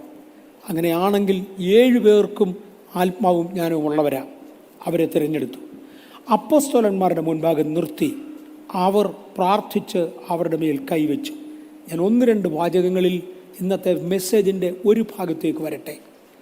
പ്രത്യേകമായി തിരഞ്ഞെടുക്കപ്പെട്ട 7 പേർ സുവിശേഷ വേലയ്ക്കല്ല, കിച്ചണിൽ ജോലി ചെയ്യാൻ. ടോയ്ലറ്റിൻ്റെ കാര്യം പറയുന്നില്ലെങ്കിലും ക്ലീനിങ് ആവശ്യമുള്ളിടത്ത് എല്ലാം ക്ലീൻ ചെയ്യുവാൻ. ഇന്നത്തെ കോമൺ ഇംഗ്ലീഷിൽ ഫട്ടിക് ജോബ് എന്ന് വിളിക്കും. അങ്ങനല്ലേ എന്നെ വിളിക്കുന്നത്? ഫട്ടിക് ജോബ്. കസറ് പെറുക്കിയിടുക, തറ തുടയ്ക്കുക, ഓട ക്ലീൻ ചെയ്യുക, ഇതിൻ്റെ വട്ടത്തിൽ കൊതുക് വരികയാണെങ്കിൽ അതിന് മരുന്നടിക്കുക. ആരെങ്കിലും അപ്പൂപ്പന്മാരും അമ്മൂമ്മമാരും ചെയ്ത കാര്യമല്ല ഞാൻ പറഞ്ഞേ. ഇതുപോലുള്ള ഫട്ടിക് ജോബിന് വേണ്ടി തിരഞ്ഞെടുക്കപ്പെട്ട 7 പേർ. ഈ 7 പേരിൽ ചിലരെ കാലത്തിൻ്റെ പോക്കിൽ കാണാം, വേറെ ചിലരെ ചരിത്രത്തിൽ തപ്പിയാലേ കിട്ടൂ. ഇവിടെയാണ് എൻ്റെ 1-ാമത്തെ ഡിവൈഡിങ് പോയിന്റ്. 7 പേരുടെയും സമർപ്പണം തുല്യമായിരുന്നെങ്കിലും പിന്നത്തേതിൽ ഇവരെല്ലാം തമ്മിൽ വ്യത്യസ്തരായി. 7 പേരും ആ ഫട്ടിക് ജോബിന് വേണ്ടി, താഴ്ന്ന ജോലിക്ക് വേണ്ടി തന്നെത്താൻ സമർപ്പിച്ചു. ഇവരെ കൊണ്ട് അപ്പോസ്തലന്മാരുടെ മുമ്പിൽ നിർത്തി അവരുടെ സാക്ഷ്യം ഒന്ന് പരസ്യമാക്കാൻ അപ്പോസ്തലന്മാർ സഭയെ വിളിച്ചുകൂട്ടി ഇവരുടെ മേൽ കൈവച്ചു. അപ്പോസ്തലന്മാരും പരിശുദ്ധാത്മാവും സഭയും ചേർന്ന് ഈ ദൗത്യം ഇവരുടെ മേൽ ഭരമേൽപ്പിച്ചു. ഇന്ന് സാധാരണഗതിയിൽ ഓർഡൈൻ മിനിസ്റ്റേഴ്സിൻ്റെ മേൽ മാത്രമേ കൈവെക്കാറുള്ളൂ. കറക്റ്റാണോ? ഇവരതല്ല, ഇവർക്ക് വേറൊരു അവസ്ഥയാണ്, ഇവരുടെ വേറൊരു ജോലിയാണ്. ഈ താഴ്ന്ന ജോലി ചെയ്യേണ്ടതിന് വേണ്ടിയും അവരുടെ മേൽ കൈവച്ചു. ഇവിടുന്നാണ് പരിശുദ്ധാത്മാഭിഷേകം പ്രാപിക്കാത്ത ഒരാളിനെ ചർച്ച് കമ്മിറ്റിക്ക് കൊള്ളത്തില്ല, ചർച്ചിലെ ഒരു വേലയ്ക്കും കൊള്ളത്തില്ല എന്നൊരു കൺക്ലൂഷന് ഞാൻ എത്തുന്നത്. മുമ്പേ പറഞ്ഞ വെളക്കുടി തോമച്ചായൻ പറഞ്ഞ ഒരു ഉദാഹരണമുണ്ട്. അത് കേരളത്തിൽ ഈ തഴപ്പ കൊണ്ടൊന്ന് തെറുത്ത് വെച്ചേച്ച് പിന്നെ പരമ്പും അത് നിവർത്തിട്ട് മീറ്റിംഗ് നടത്തുന്ന പതിവുണ്ട് എന്ന് പറഞ്ഞാൽ തീരെ കുറച്ച് പേർക്കേ അറിയത്തുള്ളൂ. നിങ്ങൾ ഓർത്തിരിക്കാൻ വേണ്ടി അല്പം തമാശ ചേർത്ത് ഞാൻ പറയാം. തഴപ്പ കൊണ്ടൊന്ന് ചുരുട്ടി വെക്കും, അത് സ്റ്റോർ ചെയ്യുന്ന ചുരുട്ടിയാണ്. അത് ചുരുട്ടി വെച്ച് കഴിഞ്ഞാൽ മീറ്റിംഗ് സ്ഥലത്ത് ചെല്ലുമ്പോൾ നിവർത്തിടും. പക്ഷേ നായയുടെ വാലിനൊരു ദോഷമുണ്ടെന്നാണ് പറയുന്നത്. 12 നിവർത്തി വെച്ചാലും അത് കഴിഞ്ഞ് വിടുമ്പോൾ ഇവനങ്ങ് ചുരുളും. ഇതുപോലെയാണ് തഴപ്പായി. ചില മനുഷ്യരും അങ്ങനെയാണെന്നാണ് പറയുന്നത്. തഴപ്പായി ഇനി ചുരുണ്ട് വരുമ്പോൾ ഒരുത്തനെ പിടിച്ച് അവിടെ നിർത്തും, ഇവിടെ നിലടാന്ന്, എന്നിട്ട് മറ്റേ അറ്റം വരെ കൊണ്ടുപോകും. നിവർത്ത് കഴിഞ്ഞാൽ വേറൊരുത്തനെ പിടിച്ച് അവിടെ നിർത്തും, എന്നിട്ട് പറയും ഇനി ആളുകൾ ഇരിക്കാൻ പറയും. ആളുകൾ ഇരിക്കുന്നതിന് മുമ്പ് ഇവർ പോയി കഴിഞ്ഞാൽ ഇത് പിന്നെ അങ്ങ് തീർത്തു പോകും. വെളക്കുടി തോമച്ചായൻ പറയുമായിരുന്നു, തഴപ്പാന്ന് വീർക്കുമ്പോൾ സൈഡിൽ വെക്കാൻ അഭിഷേകം പ്രാപിക്കാത്തവരെ കൊള്ളാം. അവരെ ആദ്യം വിളിച്ച് സൈഡിലിരുത്തുക, പിന്നെ മീറ്റിംഗ് തുടങ്ങുക. അച്ചായൻ്റെ പദമാണ്. ഇന്ന് കൃപയാൽ നമ്മുടെ ശോചനീയ അവസ്ഥയൊക്കെ മാറി. ഇന്ന് ദൈവത്തിൻ്റെ കൃപയാൽ അഭിഷക്തന്മാരായി ഒരു നിര എഴുന്നേൽപ്പിക്കുവാൻ ദൈവത്തിന് തിരിഹിതമായി. ഇങ്ങനെ ഫിലിപ്പോസ്, ഇതിനകത്ത് സ്തെഫാനോസ്, ഫിലിപ്പോസ്, പ്രൊരോമോസ്, നിക്കലോ, 7 പേരുകൾ ഒന്നിനു പുറകെ ഒന്നായിട്ട് ഇങ്ങോട്ട് വന്നു. സഭയും അപ്പോസ്തലന്മാരും ചേർന്ന് അവരുടെ മേൽ കൈവച്ചു. പരിശുദ്ധാത്മാവ് അവരുടെ മേൽ ഇറങ്ങി വന്നു. എന്നിട്ട് ഇവരെ ലോക്കൽ ചർച്ചിൽ ശുശ്രൂഷ ചെയ്യാൻ നിയമിച്ചു. ഇതിനടുത്ത ഒരു നിയമനം 13-ാം അധ്യായത്തിൽ കിടപ്പുണ്ട്. ഞാൻ എൻ്റെ വേലയ്ക്ക് വേണ്ടി തിരഞ്ഞെടുത്ത 2 അപ്പോസ്തലന്മാരെ കൊണ്ടുവരാൻ പരിശുദ്ധാത്മാവ് ആവശ്യപ്പെടുകയും സഭയുടെ മുമ്പിൽ വെച്ച് അവരുടെ മേൽ കൈവച്ച് അവരെ പറഞ്ഞയക്കുകയും ചെയ്തു. ഇവരെ പറഞ്ഞയക്കുന്ന വേലയ്ക്ക് വേണ്ടിയല്ല, ലോക്കൽ ചർച്ചിൽ ജോലി ചെയ്യാൻ വേണ്ടി, ഇവിടെ ഇരിക്കാൻ വേണ്ടി ദൈവം ആക്കിയതാണ്. അവരുടെ മേൽ കൈവച്ചു. ഇതിനകത്ത് അപ്പോസ്തല പ്രവൃത്തികളുടെ പുസ്തകം 6-ാമത്തെ അധ്യായത്തിൻ്റെ 7 മുതൽ 14 വരെയുള്ള വാക്യം വായിച്ചാൽ ദൈവവചനം പരന്നു. ഒന്ന് കേട്ടോണേ, ദൈവവചനം പരന്നു. ബേസിൽ തിരഞ്ഞെടുക്കപ്പെട്ട ഒരു സമൂഹം അധ്വാനിക്കാൻ, വചന ശുശ്രൂഷയിലും വചനധ്യാനത്തിലും പ്രാർത്ഥനയിലും ഉറ്റിരിപ്പാൻ അതിനുവേണ്ടി വിളിക്കപ്പെട്ട ശുശ്രൂഷകന്മാർ. ബേസിൻ്റെ ഭരണം ഇവിടെ ഈ തിരഞ്ഞെടുക്കപ്പെട്ടവർ നോക്കിക്കോളൂ. അവരെല്ലാവരും പരിശുദ്ധാത്മാവ് പ്രാപിച്ചവരാണ്, ജ്ഞാനം നിറഞ്ഞവരാണ്. 1-ാമത്തെ കമ്മിറ്റി എന്ന് പറയുന്നത് അതാണ്. പുതിയ നിയമസഭയിൽ നമ്മുടെ കമ്മിറ്റി എടുത്തപ്പോൾ ഞാൻ ഒരു കാര്യം കൂടെ പറഞ്ഞു. പരിശുദ്ധാത്മാവിഷയം പ്രാപിച്ചതിന് പുറത്ത് ഇംഗ്ലീഷ് എഴുതാനും വായിക്കാനും അറിയണം. അത്യാവശ്യത്തിന് 2 വീലറെങ്കിലും ഓടിക്കാൻ അറിയണം. ഇത്രയുള്ളവരെ കമ്മിറ്റിയിൽ എടുക്കാവൂ. കാര്യം ഒരു മീറ്റിംഗ് വെച്ചാൽ വരണമല്ലോ. അതെൻ്റെ കണ്ടീഷനായിരുന്നു, അത് ബൈബിളിൻ്റെ കണ്ടീഷനല്ല. ബൈബിളിൽ അന്നേക്ക് ആവശ്യമുള്ള കണ്ടീഷൻസ് കൊടുത്തു. അവർ ബേസിൻ്റെ ഭരണം നോക്കി. അപ്പോസ്തലന്മാർ വചന ശുശ്രൂഷയ്ക്ക് വേണ്ടി ഇറങ്ങി. സഭകൾ, ആത്മാക്കൾ എണ്ണത്തിൽ പെരുകാൻ തുടങ്ങി. ഒരു സിസ്റ്റമാറ്റിക് ഓർഡറിൽ ദൈവസഭ വന്നാൽ, എൻ്റെ ഇന്നത്തെ ടാർഗറ്റഡ് ഇൻഫർമേഷനിൽ ഒന്നതാ, ഒരു സിസ്റ്റമാറ്റിക് സ്റ്റെപ്പിൽ ദൈവസഭ വന്നാൽ സിസ്റ്റമാറ്റിക്കായി ദൈവം സഭയെ വളർത്തും. ചിലങ്ങോട്ട് കഴിയുമ്പോൾ നിങ്ങൾ ചോദിക്കുമായിരിക്കും ഇത് എങ്ങനെ ഒക്കും, പ്രത്യേകിച്ച് ഇന്നത്തെ സാഹചര്യത്തിൻ്റെ കാര്യമാണ് ഞാനീ പറയുന്നത്. ദൈവം സഭയെ വളർത്തിയിരിക്കും. ദൈവവചനം പരന്നു. യെരുശലേമിൽ ശിഷ്യന്മാരുടെ എണ്ണം ഏറ്റവും പെരുകി. പുരോഹിതന്മാരിലും വലിയൊരു കൂട്ടം വിശ്വാസത്തിന് അധീനരായി തീർന്നു. പുരോഹിതന്മാരിൽ ഒരു കൂട്ടം വിശ്വാസത്തിന് അധീനരായി തീർന്നു എന്ന് പറയുമ്പോൾ, അല്ലെങ്കിൽ അവർ വിശ്വസിക്കത്തില്ലെന്നല്ല, വിശ്വസിച്ചാൽ ഇവന്മാരൊന്നും ഏറ്റുപറയത്തില്ല. അവരെ കൊണ്ട് ഏറ്റുപറയിപ്പിക്കുന്ന ആത്മപ്രേരണയിലേക്ക് ദൈവം അവരെ നടത്തിയെന്ന ഞാൻ ഓർക്കുന്നുണ്ട്. ഒരിക്കലും ഒരു ബിഷപ്പ് യേശുവിനെ രക്ഷകനായി സ്വീകരിച്ചു. രക്ഷിക്കപ്പെട്ടവർ സ്നാനപ്പെടണമെന്ന് ഞാൻ എപ്പോഴും ഇൻസിസ്റ്റ് ചെയ്ത് സംസാരിക്കാറുണ്ട്. അദ്ദേഹത്തോടും പറഞ്ഞു സ്നാനപ്പെടണമെന്ന് പറഞ്ഞു.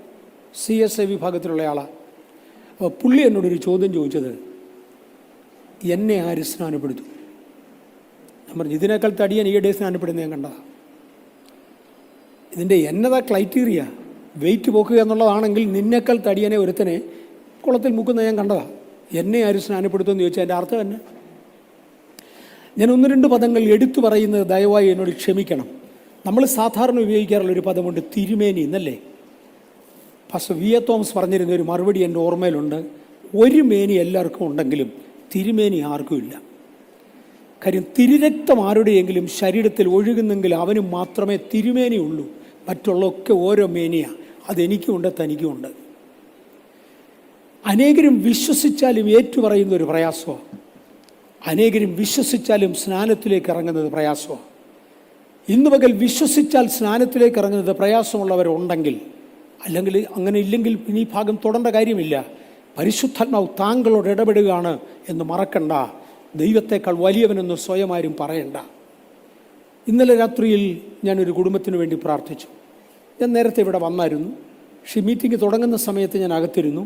എൻ്റെ പതറിയ തൊണ്ട കൊണ്ട് സംസാരിക്കാവുന്നിടത്തോളം 1-2 പേരോട് സംസാരിക്കാൻ. കഴിഞ്ഞൊരു ദിവസം അതിലൊരാൾ ഇവിടെ വന്നിരുന്നു. ഞങ്ങൾ പ്രാർത്ഥിച്ചപ്പോൾ ഒരു അശുദ്ധാത്മാവ് ഇളകി ശബ്ദം ഉണ്ടാക്കി. ജോൺ പാസ്റ്ററൊക്കെ ഓടി വന്നു. അകലെങ്ങോട്ട് നിന്നാണ്. പക്ഷേ ഇവിടുന്നതിൻ്റെ ശബ്ദം അതിഭയങ്കരമായിരുന്നതുകൊണ്ട് ഇവരൊക്കെ ഓടി വന്നു. ഇന്നലെ അതേ കുടുംബം വൈകിട്ട് വന്നിട്ടുണ്ടായിരുന്നു. അപ്പം ഞാൻ പറഞ്ഞു, ഇന്ന് പ്രാർത്ഥിക്കത്തില്ല, ഇതിനകത്ത് മീറ്റിംഗ് നടക്കുകയാണ്, മീറ്റിംഗ് ആകെ അലങ്കോലമാകും. ഞാൻ പ്രാർത്ഥിക്കാനവർക്കൊരു ദിവസം കൊടുത്തിട്ടുണ്ട്, ഇന്ന ദിവസം പ്രാർത്ഥിക്കാം. പക്ഷെ കഴിഞ്ഞ പ്രാവശ്യം പ്രാർത്ഥിച്ച് ഞാൻ ചില കാര്യങ്ങൾ പറഞ്ഞു. നിങ്ങൾ വല്ലതും പാലിച്ചോ? എന്നോട് പറഞ്ഞു, എൻ്റെ സൊസൈറ്റി ഒരല്പം വ്യത്യസ്തമാണ്. ഞാൻ പറഞ്ഞപ്പോൾ നിങ്ങളുടെ സൊസൈറ്റി എന്താണെന്ന് കഴിഞ്ഞ ദിവസം സ്ക്രീൻ ചെയ്തപ്പോൾ എനിക്ക് മനസ്സിലായി. അതാണ് പുള്ളികൾ കൂടുള്ളവർ. അല്ല പാസ്റ്ററെ, അത് അകത്തുള്ളതല്ലേ, പുറമേ ഉള്ളത്? ഞാൻ പറഞ്ഞു, പുറമേ ഉള്ളവർക്കെല്ലാം അകമേ ഒന്നുണ്ട്. സൊസൈറ്റി പെശക എന്ന് പറഞ്ഞാൽ അതിൻ്റെ അർത്ഥം അകത്തിരിക്കുന്ന പുള്ളി വ്യത്യാസമാണേ ഉള്ളൂ.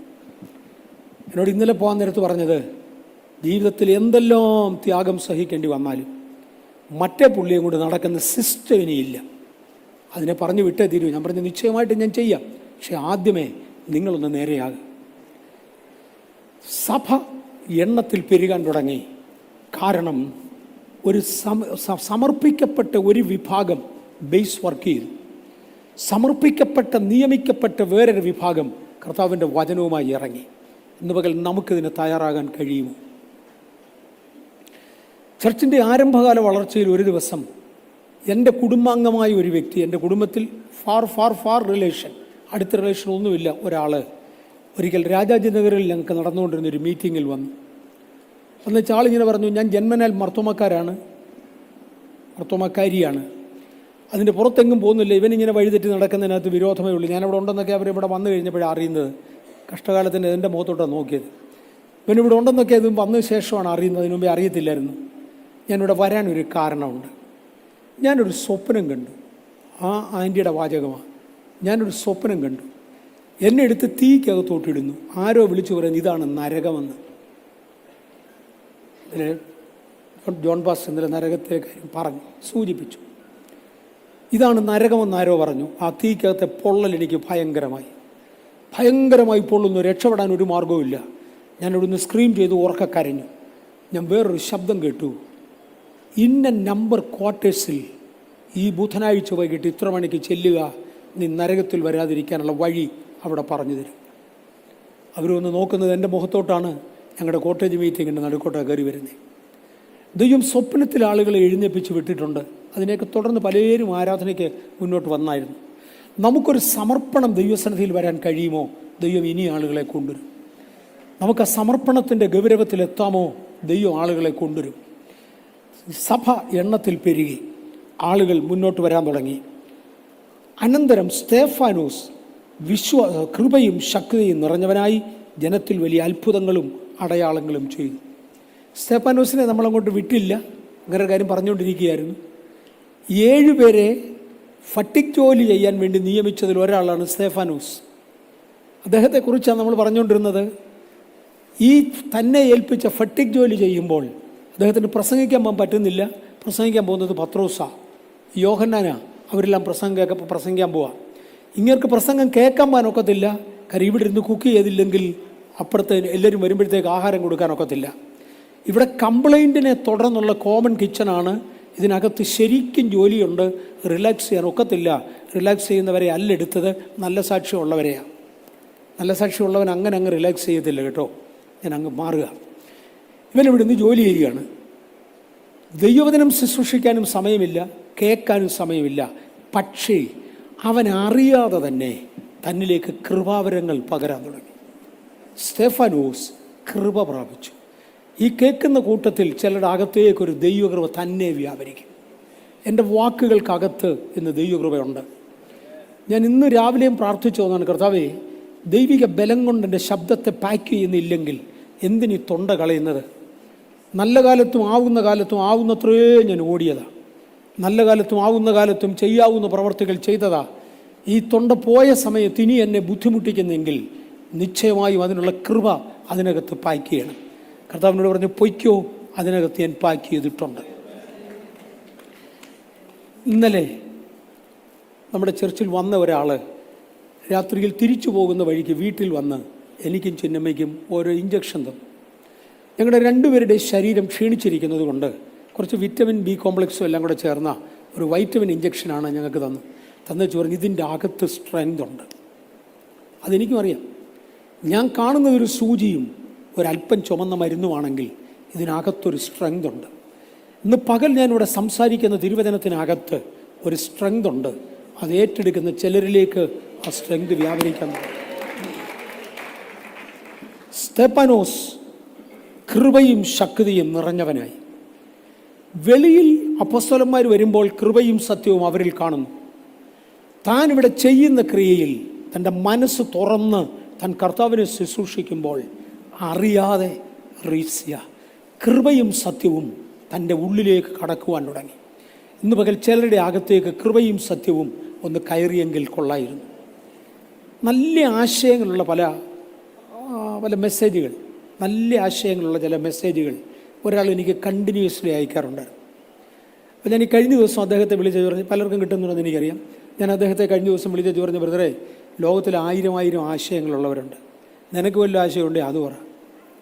വല്ലവൻ്റെ ആശയം കേട്ട് നമുക്കെന്ത് സാധിക്കാനാണ്? എനിക്കാണ് പ്രോഫിറ്റബിളായിട്ട് അതിനകത്തൊന്നുമില്ല. കാര്യങ്ങളെല്ലാം നല്ലതാണ്, നല്ല കാര്യം ലോകത്തിൽ എന്തെല്ലാം ഉണ്ട്, അതിനകത്ത് എനിക്ക് പ്രോഫിറ്റബിളായിട്ട് ഒന്നും ഇല്ലാത്തിടത്തോളം നീ അയക്ക്, എനിക്കതിനകത്ത് ഒരു വിരോധവും ഇല്ല. കാര്യം എത്ര 1000 മെസ്സേജ് ഡിലീറ്റ് ചെയ്യുന്ന കൂട്ടത്തിൽ ഇതും പൊക്കോളൂ. എന്നാൽ എനിക്കതുകൊണ്ട് പ്രയോജനമില്ല. സ്തെഫാനോസ് പറഞ്ഞ്, എൻ്റെ മനസ്സ് ഞാൻ തുറന്നു വെക്കുക, എൻ്റെ അകത്തേക്കൊരു കൃപ കിടക്കണം, എൻ്റെ അകത്തേക്ക് ഒരു ബലം കിടക്കണം. കേവലം പ്ലേറ്റ് ക്ലീൻ ചെയ്തുകൊണ്ടിരുന്ന, ആളുകൾക്ക് ആഹാരം വിളമ്പിക്കൊണ്ടിരുന്ന, കുക്കിങ്ങിൽ മാത്രം ജാഗരൂകനായിരുന്ന സ്തെഫാനോസിൻ്റെ അകത്തോട്ട് കൃപയും ശക്തിയും നിറഞ്ഞു. ജനത്തിൽ വലിയ അടയാളങ്ങൾ നടത്തുവാൻ ദൈവം തൻ്റെ കൈ ഉപയോഗിച്ചു. ഒരാളിന് ചോറ് വിളമ്പി കൊടുക്കുമ്പോൾ, ഞാൻ ചുമ്മാ ഉദാഹരണങ്ങൾ എടുക്കുക, അല്ലെങ്കിൽ എൻ്റെ ആശയങ്ങൾ മാത്രം പറയുക. ഒരാളിന് ചോറ് വിളമ്പി കൊടുക്കുമ്പോൾ ആളിൻ്റെ രോഗം പുറത്തെന്ന് പറഞ്ഞാൽ എങ്ങനെയുണ്ട്? ഞാനിവിടെ ഒരാളിനെ കുറിച്ച് പറഞ്ഞിട്ടുണ്ട്, നല്ല ഉരുണ്ട അക്ഷരത്തിൽ നന്നായി എഴുതാനായി കഴിയുമായിരുന്നു. അദ്ദേഹം ഒന്ന് കരുതി, കറുത്ത മഷി കൊണ്ടൊന്ന് കരുതി എഴുതിയാൽ അത് ഈ റണ്ണിങ് ലെറ്ററിൽ പ്രിൻ്റ് ചെയ്തതാണോ കൈകൊണ്ട് എഴുതുകയാണോ എന്ന് കാണുന്നവർക്ക് അറിയാൻ പ്രയാസമാണ്. അതുപോലെ നീറ്റായിട്ട് എഴുതാൻ അറിയാം. എൻ്റെ കൂടെ സഹപ്രവർത്തകരിൽ ഒരാളായി അദ്ദേഹം ചില നാളുകൾ പ്രവർത്തിച്ചതുകൊണ്ട് പലയിടങ്ങളിൽ നിന്നുള്ള ആളുകളുടെ റിപ്പോർട്ട് എനിക്കറിയാം. അവർ പറയാറുള്ളത്, എത്ര ഭാരപ്പെട്ടിരിക്കുമ്പോഴും, എത്ര പ്രയാസപ്പെട്ടിരിക്കുമ്പോഴും ഈ മനുഷ്യന് വേണ്ടി ഒരു ലെറ്റർ അയക്കാമെങ്കിൽ ഇയാൾ മറുപടി അയക്കും. ഇന്ന് നമുക്ക് ടെലിഫോണൊക്കെ ഉള്ളത്, അന്ന് ടെലിഫോണില്ല, മറുപടി അയക്കും. 2 വരിയിലൊരു ലെറ്റർ അദ്ദേഹത്തിൻ്റെ ഇത് വായിച്ചാൽ മനസ്സിനകത്തൊരാശ്വാസം. ഇവനൊരു എഴുത്തെഴുതുന്നത് വായിച്ചവനൊരാശ്വാസം. ഇത് പറഞ്ഞപ്പോൾ ഞാൻ വേറൊരു കാര്യം ഓർക്കുന്നുണ്ട്. തൃശ്ശൂർ വെച്ച് ഒരിക്കലൊരു സഹോദരൻ എൻ്റെ അടുക്ക വന്ന് പറഞ്ഞതാണ്. പുള്ളിക്കാരൻ ഈ നമ്മുടെ നാടൻ ക്രിറ്റിസിസം പറയുന്ന ക്രിസ്ത്യൻ മഞ്ഞപ്പത്രക്കാരുണ്ട്. ആ മഞ്ഞപ്പത്രക്കാരുടെ പത്രമൊക്കെ വായിച്ചേച്ച് എൻ്റെ അടുക്ക വന്ന് പറഞ്ഞതാണ്, ഞാൻ ഇന്ന പത്രം വായിച്ചു, ഇന്നാരെക്കുറിച്ച് എഴുതിയിട്ടുണ്ട്, ദൈവത്തിൻ്റെ കരുണയാൽ അന്ന് എന്നെക്കുറിച്ച് എഴുതിയിരുന്നില്ല, എന്നെക്കുറിച്ചൊക്കെ എഴുതുന്ന പത്രമാണ്. അവൻ്റെ പത്രം വായിച്ചാൽ 4 തെറി പറയാതെ വീട്ടിൽ പനുക്കുകയില്ല. ഇത് വിശ്വസിക്കുന്നവൻ ആരെക്കുറിച്ചാണ് എഴുതിയിരിക്കുന്നത് അവനെ തെറി പറയും. അത് എം എ വർഗീസ് പോലും, സാമച്ചൻ പോലും, സുരേഷ് ബാബു പോലും ആരെക്കുറിച്ചേലും. ഇത് വിശ്വസിക്കുന്നവൻ ആരെക്കുറിച്ച് എഴുതിയിരിക്കുന്നോ അവനെ തെറി പറയും. ഇത് വിശ്വസിക്കാത്തവൻ ആരെഴുതിയോ അവനെ തെറി പറയും. രണ്ടായാലും തെറി പറയാതെ പാനൊക്കെയില്ല. ഇവൻ്റെ പത്രം തൊട്ടുപോയെങ്കിൽ, എടുത്തു പോയെങ്കിൽ തെറി പറഞ്ഞിരിക്കും. ഒന്നിൽ ഇവനെ അല്ലേ അവനെ. അതേസമയം PG വർഗീസ് സാറിൻ്റെ പുസ്തകം എടുത്താൽ ഒരു സ്തോത്രം പറയാതെ ഒരൊറ്റ പേജ് മറിക്കാൻ ഒക്കുകയില്ല.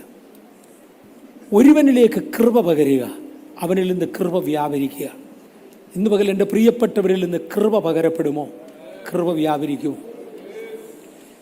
എനിക്ക് താല്പര്യം ഉണ്ടായിരുന്നു, എനിക്ക് ക്ഷയിക്കാണ്ട് തരുന്ന വ്യക്തികളിലേക്കൊരു ദൈവശക്തി വ്യാപരിക്കണമെന്ന്. നിങ്ങൾ ചിലർക്കൊന്ന് പ്രാർത്ഥിക്കാമോ? കഴിയും. സ്തെഫാനോസേ, അങ്ങ് ജോലി ചെയ്തുകൊണ്ടിരുന്നതിനിടയ്ക്ക് പത്രോസ് അപ്പുറത്തോട് ആഹാരം കഴിക്കാൻ വരുമ്പോഴേ അടുത്തൊന്നിരിക്കുമ്പോൾ പത്രോസിനോടൊന്ന് ചിരിച്ച് കാണിക്കുന്നതായിരിക്കാം. അല്ലെങ്കിൽ യോഹന്നാൻ ഇപ്പുറത്ത് വന്നിരിക്കുമ്പോഴേ ഹേയ് യോഹന്നാൻ എന്നൊരു വാചകം പറയുമ്പോൾ മോനെ ഇച്ചിരി മോരൂടെ തടാന്ന് യോഹന്നാൻ പറയുമ്പോൾ ആ മോര് ഒഴിച്ചു കൊടുത്തപ്പോൾ അതിലൂടെ ഇങ്ങോട്ട് വ്യാപരിച്ചതാകാം. ഹൃദയം തുറന്നിരിക്കുന്ന എന്നിലേക്ക് കൃപ പകരുന്നു, എന്നിലേക്ക് വീര്യപ്രവൃത്തികൾ നടക്കുന്നു. ഇന്ന് പകൽ നമ്മുടെ കൈകൊണ്ട് ചില വീര്യപ്രവൃത്തികൾ നടക്കുവാൻ ചുമ്മാ വേദപുസ്തകം വായിച്ചു വിടരുത്. ഞാൻ കഴിഞ്ഞ ദിവസം ഒന്ന് പറഞ്ഞായിരുന്നു, പാസ്റ്റർ KC ശമുവേൽ പറഞ്ഞൊരു പദം. ഞാനൊരു പദം വേദപുസ്തകത്തിൽ നിന്ന് പകർത്തി എഴുതുന്നെങ്കിൽ ആ സംഭവം പരിശുദ്ധാത്മാവ് അങ്ങനെ അങ്ങ് കാണിക്കുക. ആദിയിൽ ദൈവം ആകാശവും ഭൂമിയും സൃഷ്ടിച്ചു എന്ന് ഞാൻ എഴുതുമ്പോൾ സൃഷ്ടി നടക്കുന്നത് ദൈവം എന്നെ കാണിക്കുക. ആൽബർട്ട് ഐൻസ്റ്റൈൻ്റെ കാര്യം ഞാൻ പറഞ്ഞു. അദ്ദേഹം പറഞ്ഞ എൻ്റെ സമയത്തിൻ്റെ 40% ഞാൻ ബൈബിൾ വായിക്കാൻ ഉപയോഗിച്ചു. ആ വായിച്ചതിൽ ഐസക് ന്യൂട്ടൻ ഞാൻ ബൈബിൾ വായിക്കുമ്പോൾ ആ വായിച്ച ഭാഗം ആണ് ഞാൻ ശാസ്ത്രമായി എഴുതിയിരിക്കുന്നത്. വേറെ എങ്ങൊന്നും ഒരു ശാസ്ത്രവും പഠിച്ചതല്ല. ഞാനൊരു മറുവശവും കൂടെ പറഞ്ഞോട്ടെ. എൻ്റെ അയൽവക്കക്കാരനൊരു സ്നേഹിതനുണ്ടായിരുന്നു. ഗുജറാത്ത് യൂണിവേഴ്സിറ്റിയിൽ നിന്ന് അദ്ദേഹം 3 MSc ഗോൾഡ് മെഡലോടെ പാസ്സായി. 3 MSc ഗോൾഡ് മെഡലോടെ പാസ്സായി. എല്ലാം ഈ ബോട്ടണിയാണ്, ആ ഡിപ്പാർട്ട്മെൻറ്റാണ്. എന്നാലും 3 എണ്ണം പാസ്സായി. അങ്ങനെ പറഞ്ഞത് നമ്മൾ പഠിച്ച സബ്ജക്റ്റ് എപ്പോഴും കണക്കിലെടുക്കും. നിറയെ മാത്തമാറ്റിക്സോ ഫിസിക്സോ കെമിസ്ട്രിയോ ഒക്കെ പഠിച്ചവർ ഈ ബോട്ടണി പഠിച്ചവരെ കുറിച്ച് പൊതുസ്ഥലത്ത് ക്ഷമിക്കണം. പുല്ലോളജി പഠിച്ചെന്നാണ് അവർ പറയുന്നത്. അതിനകത്ത് കണ്ടന്റ് അത്രേ ഉള്ളൂ, അതുകൊണ്ടാണ്. എന്നാലെണ്ണ 3 PhD 3 MSc ഉണ്ടായിരുന്നു. പിന്നൊരു 3 PhD എടുത്തു ഗുജറാത്തിൽ നിന്ന് തന്നെ. അങ്ങനെ അതും ഗോൾഡ് മെഡലിൽ 6 എണ്ണം. ഇത് കഴിഞ്ഞ് ഡോക്ടർ ഓഫ് സയൻസ് ബിരുദം എടുക്കാൻ വേണ്ടി അമേരിക്കൻ ഗവൺമെൻറ് അദ്ദേഹത്തെ ഫുൾ സ്കോളർഷിപ്പോടെ സ്പോൺസർ ചെയ്തു. അദ്ദേഹം ഡോക്ടർ ഓഫ് സയൻസ് DSc പഠിച്ചുകൊണ്ടിരിക്കുമ്പോൾ എൻ്റെ പേർക്ക് എഴുതിയൊരു എഴുത്ത് വർഷങ്ങൾ ഞാൻ സൂക്ഷിച്ചിട്ടുണ്ടായിരുന്നു എന്നതിൻ്റെ ഇല്ല. അതിലെ വാചകം ഇങ്ങനെയാണ്: അനുഭവത്തിൻ്റെ വെളിച്ചത്തിൽ എന്ന് പറയട്ടെ, അറിവിൻ്റെ പുറംവാതിലിൽ പോലും എത്തി നോക്കുവാൻ കഴിയാത്ത ഒരു പാഴിയാത്രയാണിത്. ഈ ആശയം കിട്ടുന്നവർക്കായി സ്തോത്രം. അനുഭവത്തിൻ്റെ വെളിച്ചത്തിൽ എന്ന് പറയട്ടെ, അറിവിൻ്റെ പുറംവാതിലിൽ പോലും എത്തി നോക്കാൻ കഴിയാത്ത ഒരു പാഴിയാത്രയാണിത്. പണ്ടൊരിക്കൽ ഞാനിവിടെ പറഞ്ഞ ഒരു കാര്യം എനിക്ക് ഓർമ്മയുണ്ട്. നമ്മുടെ ഇംഗ്ലീഷ് സെക്ഷനിലുണ്ടായിരുന്ന ഒരു മോന് 2018 സെപ്റ്റംബർ മാസത്തിൽ ക്രിയേഷനെ കുറിച്ചൊരു ക്ലാസ് ഞാൻ എടുത്തപ്പോൾ എന്നോട് ചോദിച്ചു, ചന്ദ്രനെ ഉണ്ടാക്കുന്നത് എങ്ങനെയാണെന്ന് അറിയാമോ? അപ്പം അവനോട് ഞാൻ പറഞ്ഞു, മോനെ അറിയാമേ ഞാനൊരു ചന്ദ്രനെ ഉണ്ടാക്കിയനെ. എനിക്ക് ഒരു പിടിയില്ല ചന്ദ്രനെ എങ്ങനെയാണ് ഉണ്ടാക്കുന്നതെന്ന്. അറിയാമായിരുന്നേ ഉണ്ടാക്കിയനെ. നമുക്ക് ആർക്കും അറിയത്തില്ല. അതുകൊണ്ടാണ് നമുക്ക് ആർക്കും അറിയത്തില്ല. ഒരുപാട് അറിവുണ്ടെന്ന് പറയുന്ന ഒരു സമൂഹത്തിൻ്റെ മുമ്പിൽ ഒരിക്കൽ ഒരു മനുഷ്യൻ ചോദിച്ചൊരു ചോദ്യമുണ്ട്. നിങ്ങളെല്ലാം ഒരുപാട് അറിവുള്ളവരാണല്ലോ, അഥവാ നീ ജനിക്കാതെ പോയിരുന്നെങ്കിൽ ഈ ഭൂമിക്ക് വല്ല നഷ്ടം ഉണ്ടായതിനോട്? നിനക്കൊരൊറ്റ പുത്തൻ കണ്ടുപിടുത്തം നിൻ്റേതായിട്ടുണ്ടോ ഭൂമിയിൽ? ഇല്ലല്ലോ, ഇല്ല, അങ്ങനെയൊന്നും ഇല്ല. ഒരു തീയറം എഴുതി കാണും, അത് തന്നെ കൂടിയ പുള്ളികൾ, അല്ലാത്തവൻ അവനും പോരില്ല. നിൻ്റെ സ്വന്തമായിട്ട് ഒരു കണ്ടുപിടുത്തം ഈ മണ്ണിലില്ലല്ലോ, ഒന്നുമില്ല.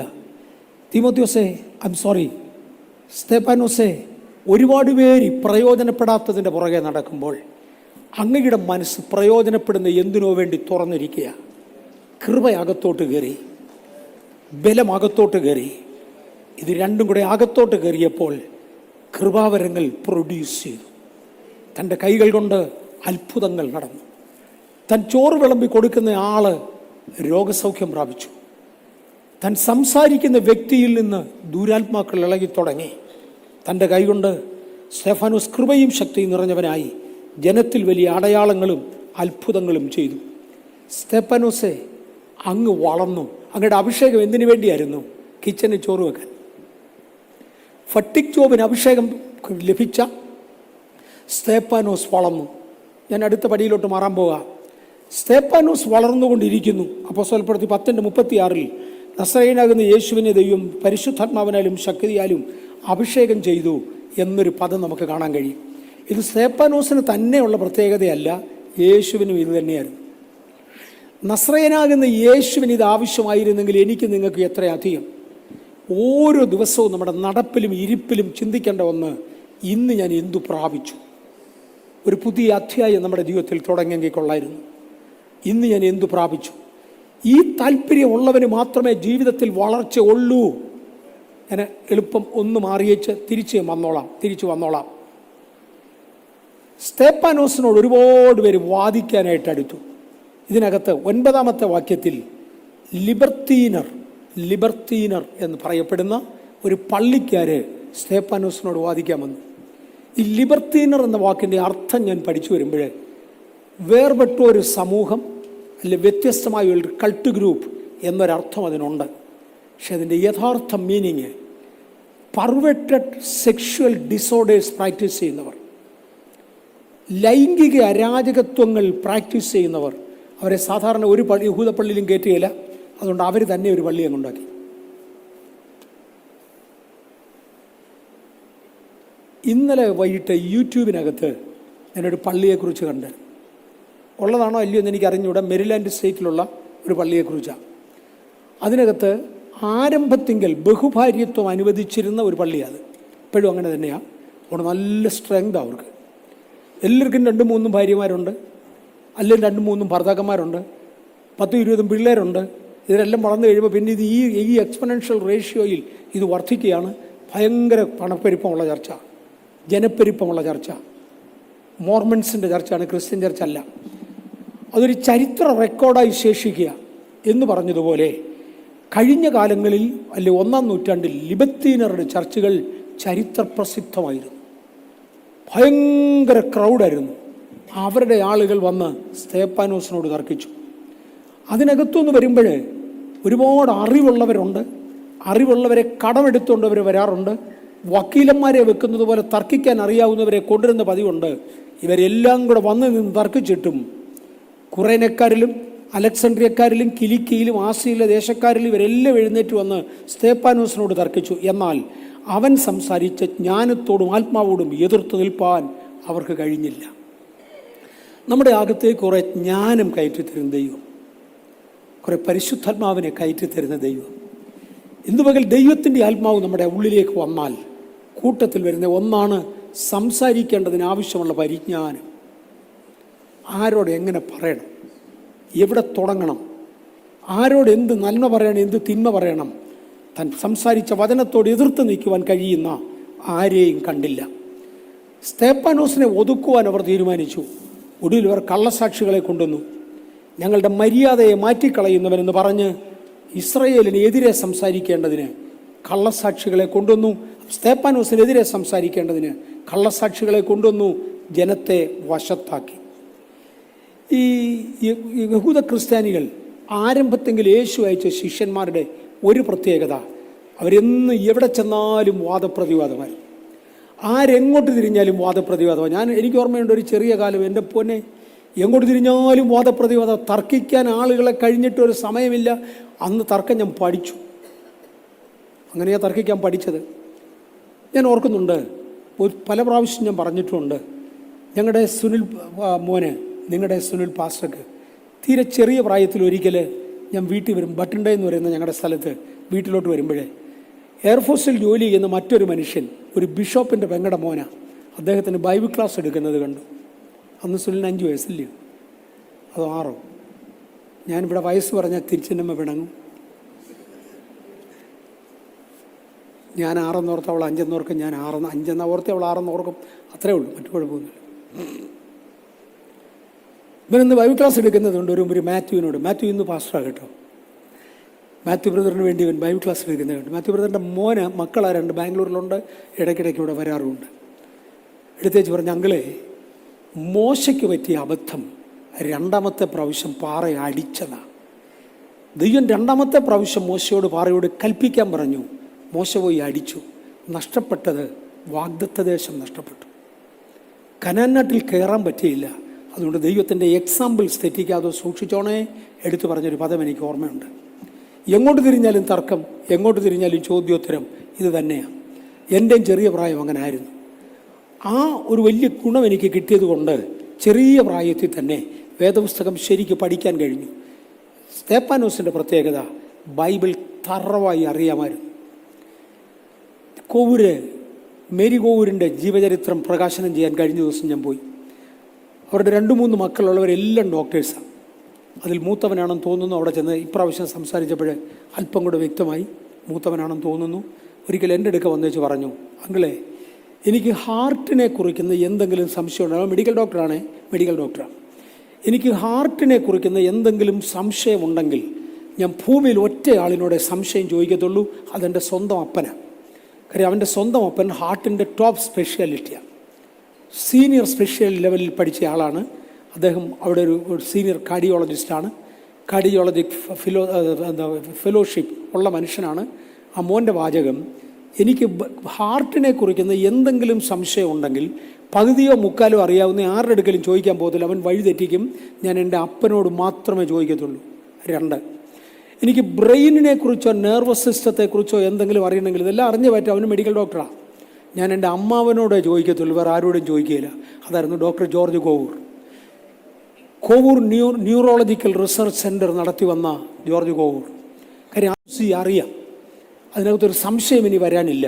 3-ാമത്തെ വാചകം, എനിക്ക് ബൈബിളിനെ കുറിച്ച് എന്തെങ്കിലും സംശയം ഉണ്ടെങ്കിൽ MA വർഗീസിനോട് ചോദിക്കത്തുള്ളൂ, വേറെ ആരോടും ചോദിക്കത്തില്ല. കാര്യം പകുതി അറിയാവുന്നതിനോട് ചോദിച്ചാൽ ആകെ മണ്ടത്തരമാണ്.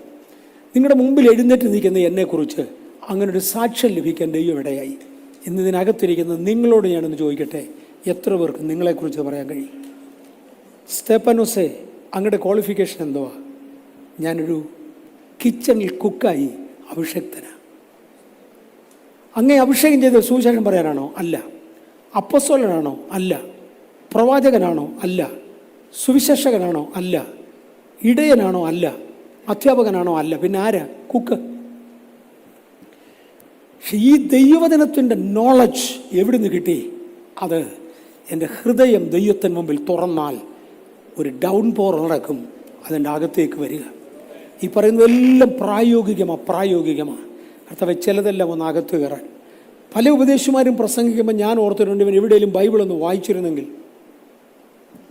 ഈ പ്രസംഗിക്കുന്നതിന് മുമ്പേ ബൈബിളൊന്ന് വായിച്ചിരുന്നെങ്കിൽ. ഞാൻ എല്ലാവരുടെയും കാര്യം അല്ല പറഞ്ഞത്, എണ്ണപ്പെട്ട ചില വ്യക്തികളുടെ മാത്രം കാര്യമാണ്. നമ്മുടെ സഹോദരന്മാർ ദൈവവചനം ഒന്ന് വായിച്ചിരുന്നെങ്കിൽ തന്നോട് വാദിച്ചവരോട് മുഴുവനും തിരിച്ചു വാദിക്കാൻ കഴിഞ്ഞു. നമ്മുടെ 1-ാം നൂറ്റാണ്ടിലെ ശുശ്രൂഷകന്മാർ എവിടെ ചെന്നാലും അവർക്കൊക്കെ ചില പേരുണ്ടായിരുന്നു. ഒന്ന്, അപ്പോസ്തലപ്രവൃത്തി 17:6 ഭൂലോകത്തെ കീഴ്മേൽ മറിക്കുന്നവർ. ഇവിടെ ഒരുത്തം വന്ന് ആരും അറിയാതെ അനങ്ങാതെ താമസിക്കുന്നു എന്ന് പറയുന്നതല്ല. ഞാൻ ജനിച്ചു വളർന്ന വീട്ടിൽ നിന്ന് വെളിയിലോട്ട് മാറി ഏതാണ്ട് 50ഓളം വർഷം പല സ്ഥലങ്ങളിലായി ജീവിച്ചു. അത് കഴിഞ്ഞ് ഒരിക്കൽ നാട്ടിൽ ചെന്നപ്പോൾ എൻ്റെ വീട്ടിൽ നിന്ന് 3-ാമത്തെ വീടിൻ്റെ ഉടമസ്ഥൻ അവിടെ നിന്ന് അദ്ദേഹത്തിൻ്റെ മതിലൊക്കെ പണിയിപ്പിക്കുക. ഞാൻ പോരുന്ന കാലത്തുണ്ടായിരുന്ന ഉടമസ്ഥൻ വസ്തുവെല്ലാം വിറ്റേച്ച് പോയി. വേറെ ആരോ ഒരാളോട് ഒന്ന് വാങ്ങിച്ചു എന്ന് എനിക്കറിയാം, അതിൽ കൂടുതൽ എനിക്ക് അറിഞ്ഞുകൂടാ. ആ ഒരു പ്രാവശ്യം ഞാൻ പോകുമ്പോൾ ഇയാളോടെ നിന്ന് വീടിൻ്റെ അവിടെ മതിലൊക്കെ കെട്ടിക്കുന്നു. എനിക്ക് തോന്നി പുതിയ ഓണറായിരിക്കാം. അങ്ങനെയാണെങ്കിൽ ഈ മനുഷ്യനെ ഒന്ന് പരിചയപ്പെടുന്നത് കൊള്ളാം. ഞാൻ അദ്ദേഹത്തിൻ്റെ അടുക്കൽ ചെന്ന് വെച്ചു, സാറേ ഇവിടുന്ന് എങ്ങനെ? അവനോട് ഞാനോ? ഞാൻ പറഞ്ഞു അതെ, അതന്നെ. അല്ല, ഞാനിതിന് മുമ്പേ കണ്ടിട്ടില്ല, അതുകൊണ്ട് ചോദിച്ചാൽ. അയ്യോ, ഞാനിവിടെ വന്നിട്ട് 18 കൊല്ലമായി.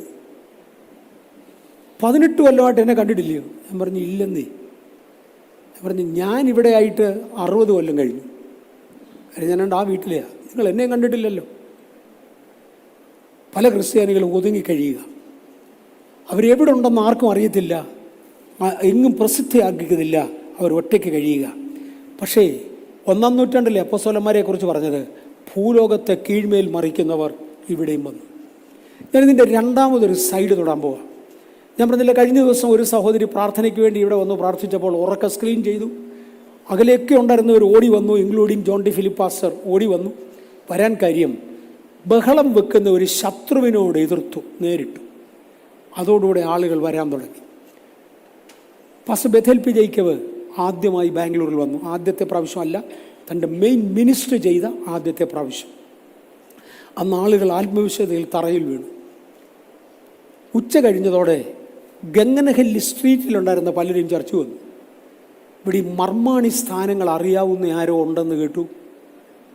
ആ പുള്ളി മർമാണിക്ക് തൊടുമെന്നും ആളുകൾ താഴെ വീഴുമെന്നും കേട്ടു. ഒരു കൂട്ടർ കേട്ടത് വീണ ചാവുമെന്ന, വേറൊരു കൂട്ടർ പുള്ളി തൊട്ട് സുഖമാക്കുന്ന ആളാണ്. അങ്ങനെ തൊട്ട് സുഖമാക്കാനാണ്. രണ്ടായാലും മർമാണി അറിയാവുന്നവരെ തപ്പി ആൾ വന്നു. പത്രങ്ങളെല്ലാം ഊതി വീഴ്ത്തിയേന്ന് പറഞ്ഞ ബഹളമായിരുന്നു. രണ്ടായാലും ഭൂലോകം കീഴ്മേൽ മറിഞ്ഞു. ഇത് മനസ്സിലാകുന്നുണ്ടല്ലോ. 1-ാം നൂറ്റാണ്ടിലെ ശിഷ്യന്മാരെക്കുറിച്ച് വിളിച്ചിരുന്നത് ഇങ്ങനെയാണ്: ഭൂലോകത്തെ കീഴ്മേൽ മറിക്കുന്നവർ ഇവിടെയും വന്നു. നിങ്ങളിൽ ചിലരെക്കുറിച്ച് ഭൂലോകത്തെ കീഴ്മേൽ മറിക്കുന്നവരെന്ന് പറയുവാൻ ദൈവം ആഗ്രഹിക്കുന്നു, നിങ്ങൾ ആഗ്രഹിക്കുന്നു. ഞാൻ ആ ഭാഗം ഒന്നുകൂടെ തൊട്ടോട്ടെ. കൊറിയയിൽ നടന്ന ഒരു മീറ്റിങ്ങിൽ വെച്ചാണ് എനിക്കിതിൻ്റെ കൂടുതൽ വിവരങ്ങൾ കിട്ടിയത്. ആത്മവിശുദ്ധ എന്താണെന്ന് ഔദ്യോഗികമായി പഠിക്കാൻ കൊറിയയിൽ നടന്നൊരു മീറ്റിങ്ങിലാണ് കഴിഞ്ഞത്. എനിക്കൊരാൾ ടിക്കറ്റ് എടുത്ത് തന്നതുകൊണ്ട് അവിടെ പോയത്. ടിക്കറ്റിന് കാശ് കൊടുത്തെന്നല്ല ഞാൻ പറഞ്ഞത്, എയർ ടിക്കറ്റ് എടുത്തൊന്നും അല്ല പറഞ്ഞത്. ആ മീറ്റിങ്ങിനകത്ത് കയറാൻ വേണ്ടി ഒരു അഡ്മിഷൻ വേണമായിരുന്നു. ആ അഡ്മിഷൻ എനിക്ക് എടുത്തു തന്നത് ഒരു ദൈവദാസനാണ്, മലയാളിയായ ഒരു ദൈവദാസനാണ്. അങ്ങനെ 2 മീറ്റിങ്ങുകൾക്ക് ഞാൻ പോയിട്ടുള്ളൂ. ഒരെണ്ണം ബെന്നിഹിൻ നടത്തിയ ഒരു മീറ്റിംഗ് ആയിരുന്നു. ഒരു കസേരയിൽ ഒരു സെക്ഷനിൽ ഇരിക്കുന്നതിന്, അതിന് 5-6 സെക്ഷനുണ്ട്, ഒരു സെക്ഷനിൽ ഒരു കസേരയിൽ ഇരിക്കുന്നതിന് $11 ഫീസായിരുന്നു. ഒരു ചായ പോലും തന്നില്ല, ഒരു ചായ അല്ല പച്ചവെള്ളം പോലും തന്നില്ല. ഒന്നുമില്ലാതെ കസേരയിൽ ഇരിക്കുന്നതിന് അവരുടെ ഫീസ്, ആ ഓഡിറ്റോറിയത്തിൻ്റെ ചാർജും എല്ലാം കൂടെ ചേർത്താൽ $11 ആയിരുന്നു. $17 അത് തന്ന് എനിക്കൊരാൾ ടിക്കറ്റ് അവൻ എടുത്തു തന്നു. ഈ ആൾ ഈ മീറ്റിങ്ങിന് എന്നെ റെക്കമെൻഡ് ചെയ്തു. അതുകൊണ്ടാണ് എനിക്ക് അതിനകത്ത് അഡ്മിഷൻ കിട്ടിയത്.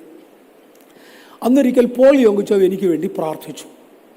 പോൾ യോങ്കുച്ചോവ് എനിക്ക് വേണ്ടി പ്രാർത്ഥിക്കുമ്പോൾ എൻ്റെ ശരീരത്തൊരു ഭാരം പോലെ എനിക്ക് തോന്നി. ഞാൻ ആത്മവിശ്വാസത്തിൽ വീണുമില്ല, അങ്ങനെ യാതൊന്നുണ്ടായില്ല, പക്ഷേ എന്തോ ഒരു ഭാരം പോലെ തോന്നി.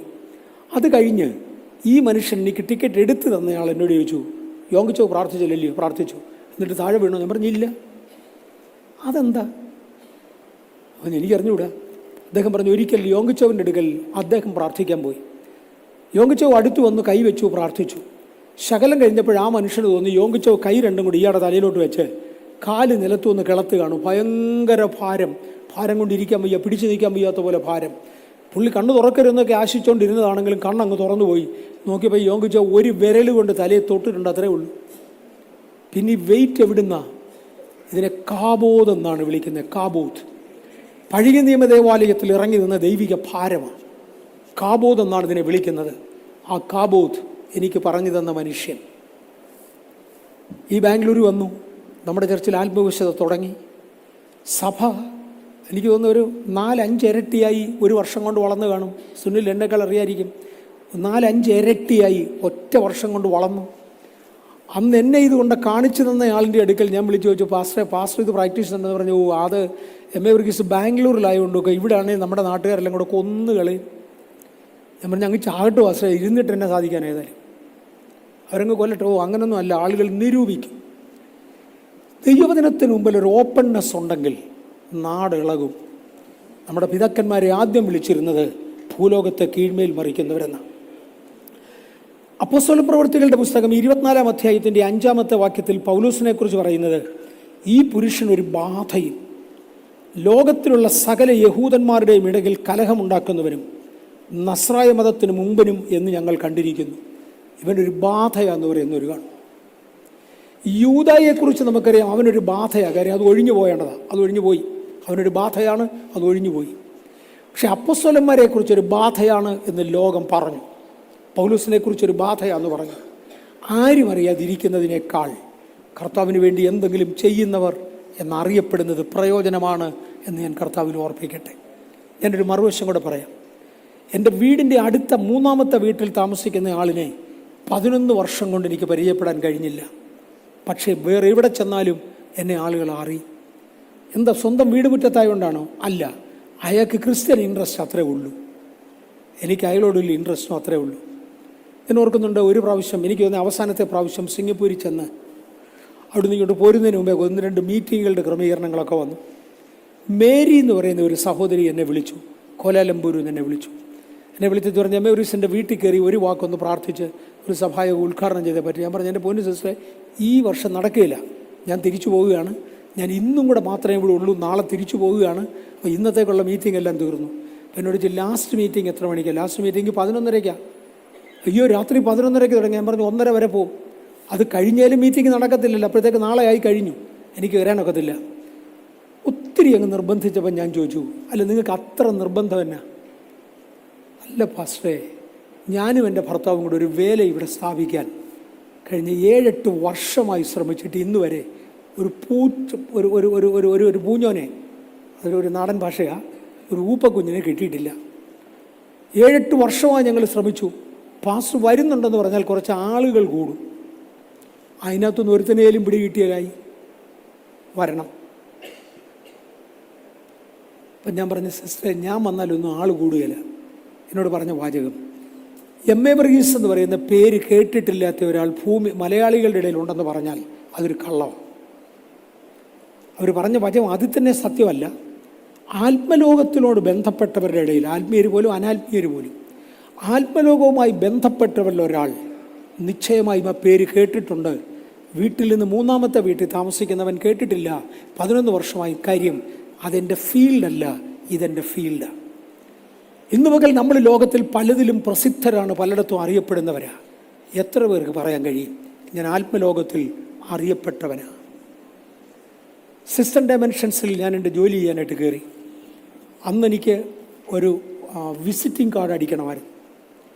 സിസ്റ്റം ഡയമെൻഷൻസിൻ്റെ ഡയറക്ടർ, ഓണറും ഡയറക്ടറും എല്ലാം കൂടെ ഡോക്ടർ KR ശ്രീനിവാസൻ എന്നെ വിളിച്ചു വെച്ച് പറഞ്ഞു, നിൻ്റെ ലെറ്റർ ഹെഡ് അടിക്കുമ്പോൾ എന്നോട് പറയണം, എൻ്റെ ചിലവിൽ ഞാനാണ് അടിച്ചു തരുന്നത്. എനിക്ക് നമ്മുടെ ചർച്ചിൽ ഒരാളാണ് ലെറ്റർ ഹെഡ് അടിച്ചു തരുന്നത്, വിസിറ്റിംഗ് കാർഡ് അടിച്ചു തരുന്നത് അദ്ദേഹമാണ്. ഡോക്ടർ ശ്രീനിവാസനോട് പറഞ്ഞു, നിൻ്റെ വിസിറ്റിംഗ് കാർഡ് അടിക്കുന്നത് ഞാനാണ്. ഞാൻ എന്താ സാറേ എന്ന് ചോദിച്ചാൽ പറഞ്ഞു, അത് ഫോൾഡബിളായിട്ട് ഉണ്ടാക്കണം, അത് രണ്ട് പേജായിട്ട് ഫോൾഡ് ചെയ്യണം. അതിനകത്തെ ഒരു ചെറിയ പേജിൽ നിൻ്റെ ചർച്ചിൻ്റെ പേരും ആ വലിയ പേജിൽ സിസ്റ്റം ഡയമെൻഷൻസിൻ്റെ പേരും വെക്കാനാണ്. ഇത് രണ്ടും കൂടെ വെച്ച് വേണം അടിക്കാൻ.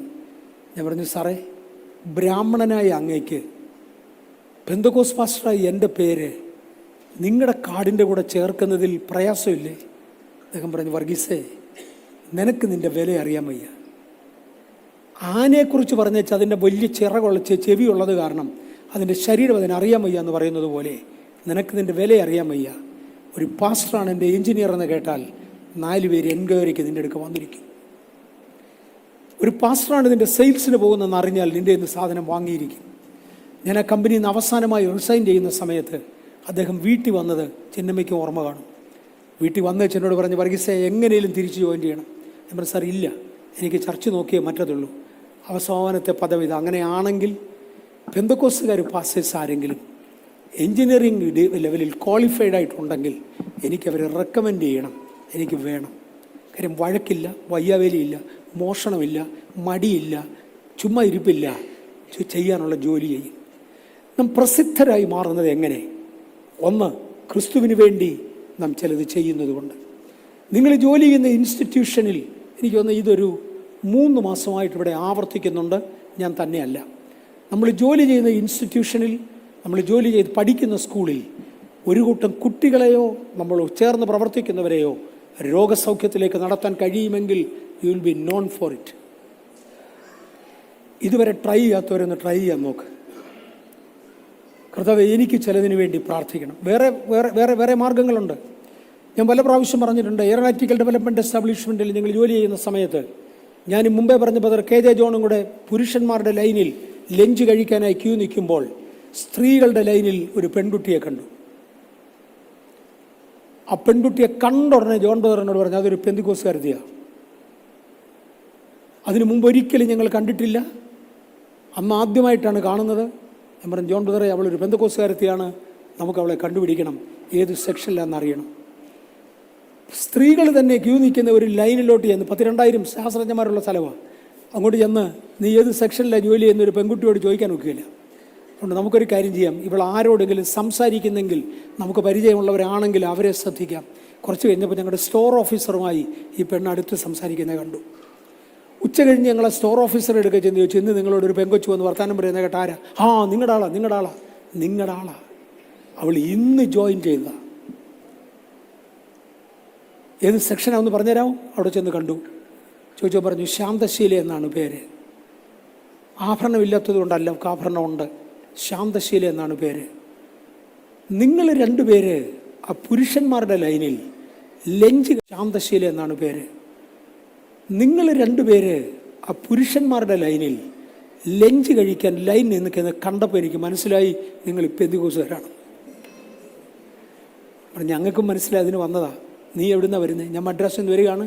പാസ്റ്റർ ഡി മോഹൻ്റെ ചർച്ചിലെ മെമ്പേഴ്സാണ്. സംസാരിക്കുന്ന കമ്പ്യൂട്ടർ ഡിസൈൻ ചെയ്യാൻ വേണ്ടി ഈ സെക്ഷനിലേക്ക് ആദ്യം എടുത്തിരിക്കുന്നത് എന്നെയാണ്. അതിനാണ് കമ്പ്യൂട്ടർ ഡിസൈനിങ്ങിന് വന്നിരിക്കുക.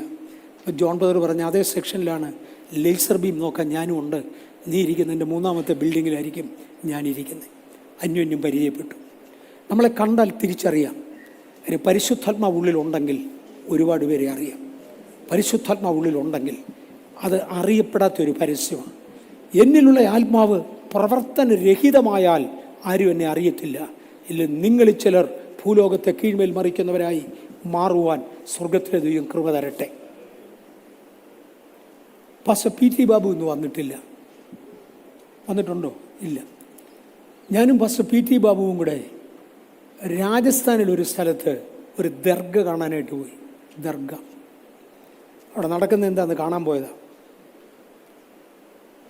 ദർഗയുടെ പ്രധാന ശില്പം, അതിന് ശില്പമല്ല, അതിന് പ്രധാന സ്ഥാനം, അതിനോട് അടുത്ത ഉടനെ എവിടെ നിന്നോ പ്രത്യക്ഷപ്പെട്ട ഒരു മനുഷ്യൻ ഓടി വന്ന് ഞങ്ങളെ കണ്ടേച്ച് പറഞ്ഞു, 50 പൈസയ്ക്ക് പൂ തണ്ടി ഇവിടുന്ന് വാങ്ങിച്ച് ആ പൂ അവിടെ കൊണ്ടിട്ടേച്ച് പോരാൻ പറഞ്ഞു.